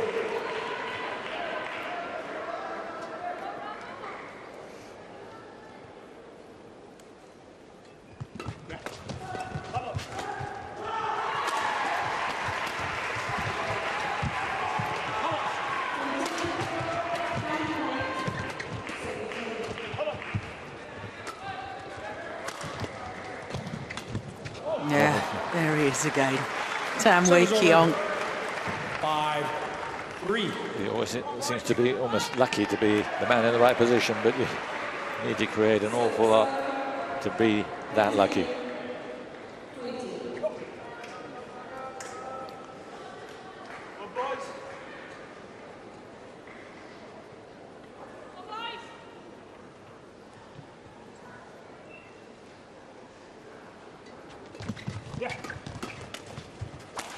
Oh. 6. Yeah, the shot from 3. McHugh came off the frame of the racket. Shuttle popping up nicely on that occasion for Tan Wee Keong. That one there.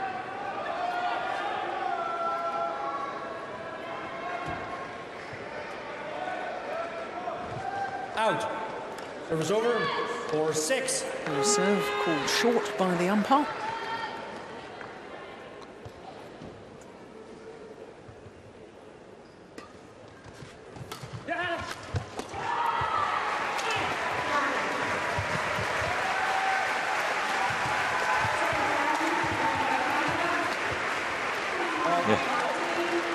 Again,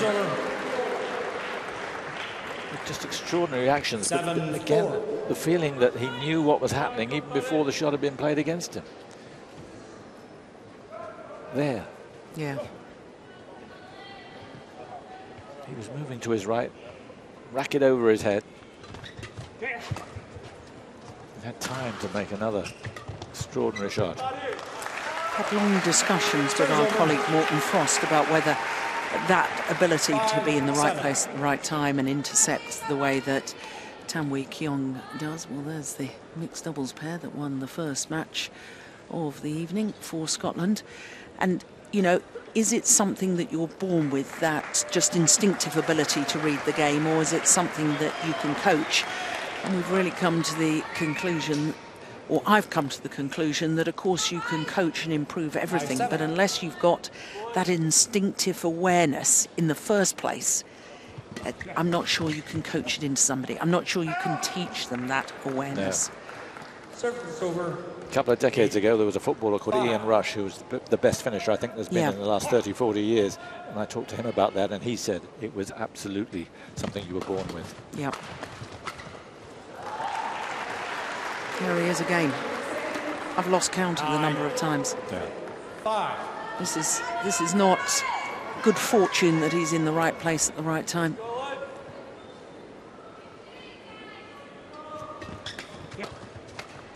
Service over. Well, there's a novelty. And this one. 6-9.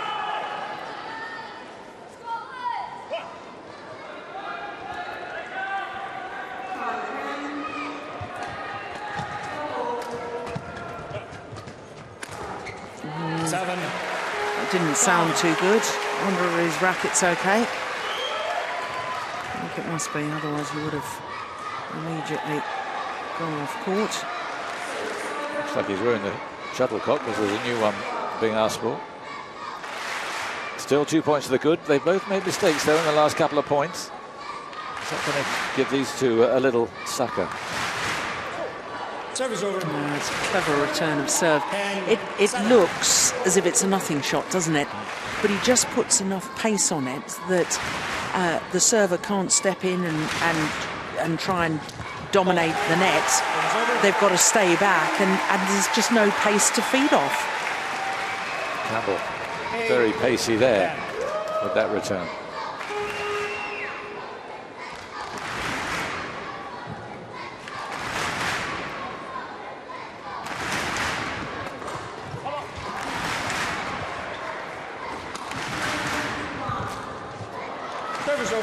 Glorious. Yeah, lovely feel, just dropped stone dead, and then again the cushioned 3 points. It's wavered like that for the last 2-3 points for the last few minutes.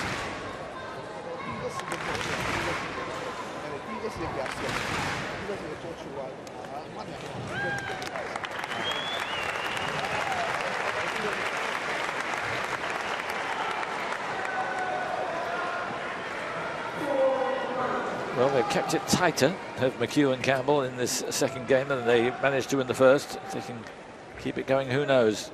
Get the crowd in. You can feel the crowd. They still want to get involved. They want to make the difference.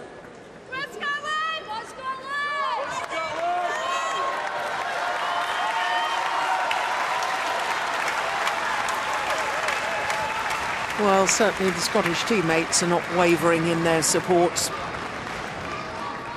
That's good to see. Play.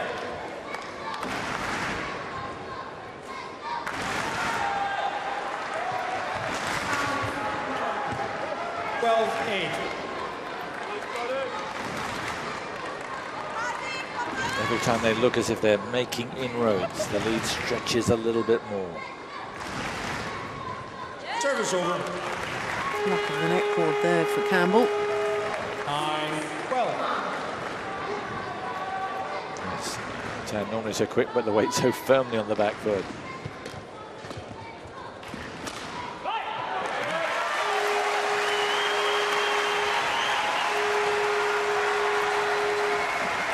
So now the crowd's starting to get interesting. This is a big couple of points now.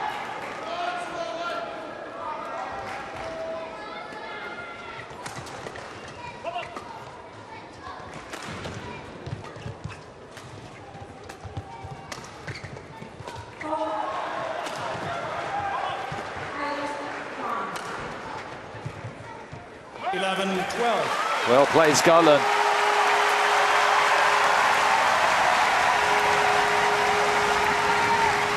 The noises they've been for a good quarter of an hour, recognising the effort the Scots are putting in now. And just at the moment, that dominance is gone from the Malaysians. Service over. 13-11.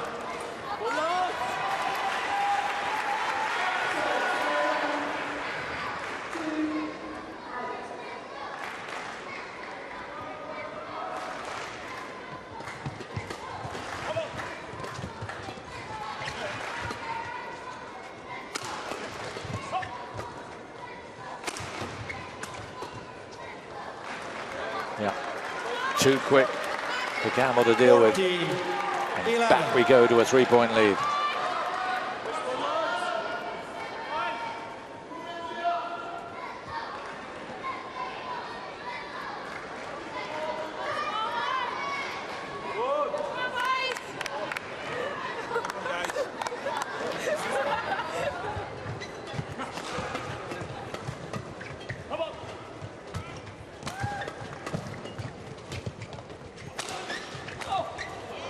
Yes. Time and time again. The power play from the back of the court from Govi Shem. Here it comes, and Tan Wee Keong yet again in the right place at the right time to play the winner from the front of the court.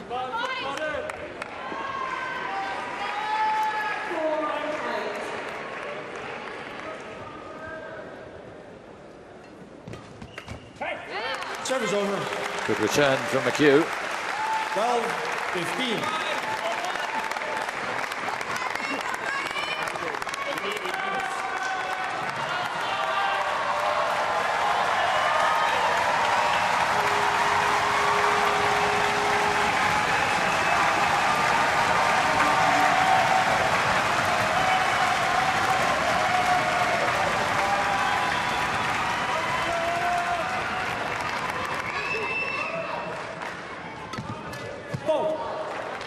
Service over. Well, they're getting all the help, but the Malaysians are getting nothing at the moment. Went through a little bit of a dodgy patch 3 or 4 points ago, but now playing mighty well.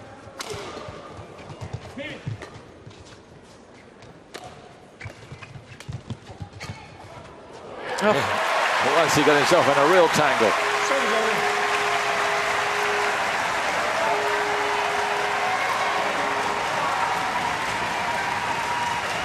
Again, he was rack it up as the ball was being delivered by Campbell, but for once not in the right place. Listen to the crowd now. Service over. Yeah, they know it's last chance saloon. 13.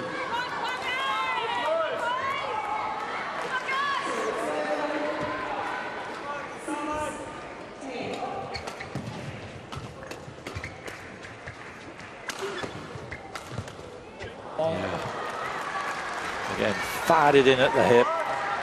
18. Nowhere 13. for McHugh to go.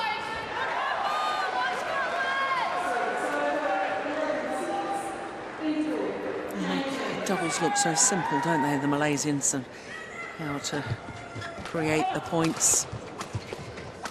Well, he needed 4 goes at that, but he got it on the 4th.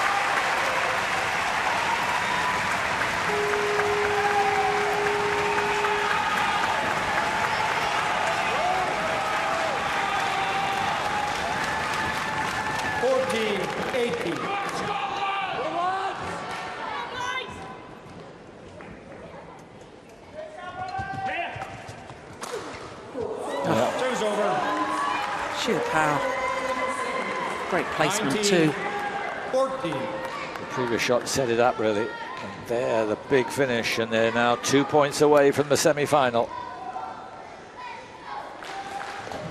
20. Match point 14. So 6 match points, 6 points for a place in the final, the semi-final, for the 3rd successive time. Out. Service over. 15-20.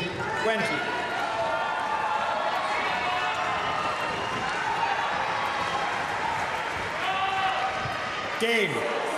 There it is. Consummate performance from Tan Wee Kyong and Go Wee Shem. Scots did all they could, but quite literally they were outclassed. Yes, they were, and you know, I've had my doubts as to whether this was the best pair for the Malaysians to put together. There was obviously going to be changes and pairs swapping around, and the more I see them play, the more I'm understanding exactly why the Malaysians have put them together. They are awesome together. They've both got their own qualities. Go Wee Shem, his power and his placement from the back of the court on his smashes, and Tan Wee Kyong, the way he reads the game at the front. Well, they are a Malaysian pair that can go right to the top of world rankings. And they've done their job here. They've secured victory in just on half an hour. And it really was a masterclass of men's doubles. Thrilling to watch. And the Scots giving their team and the winners a rousing cheer. It was that good. And well done, those two. Bankier and Blair, who set the Scots on their way. And it looked very promising at that stage, but the Malaysians too strong.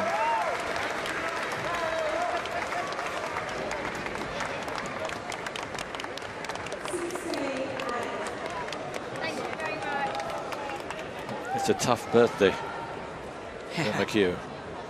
There's the final result. Tan and Go winning 21-12, 21-15. And in the end, Malaysia the winners, 3 matches to 1.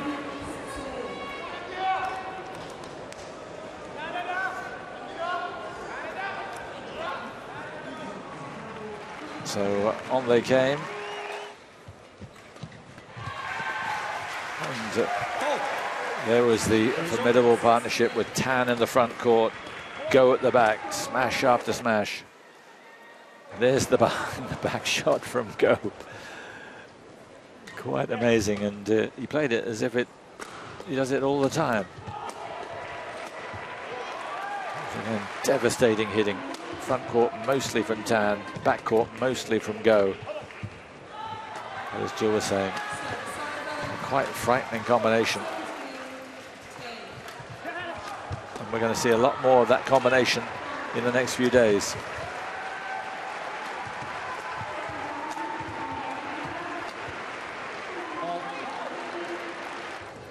There wasn't much, Jill, that the Scots could do, really. No, they tried and they gave their all, but you know, the Malaysians' men's doubles in world terms has been outstanding. Malaysian men's doubles in the Commonwealth has been very good over the years.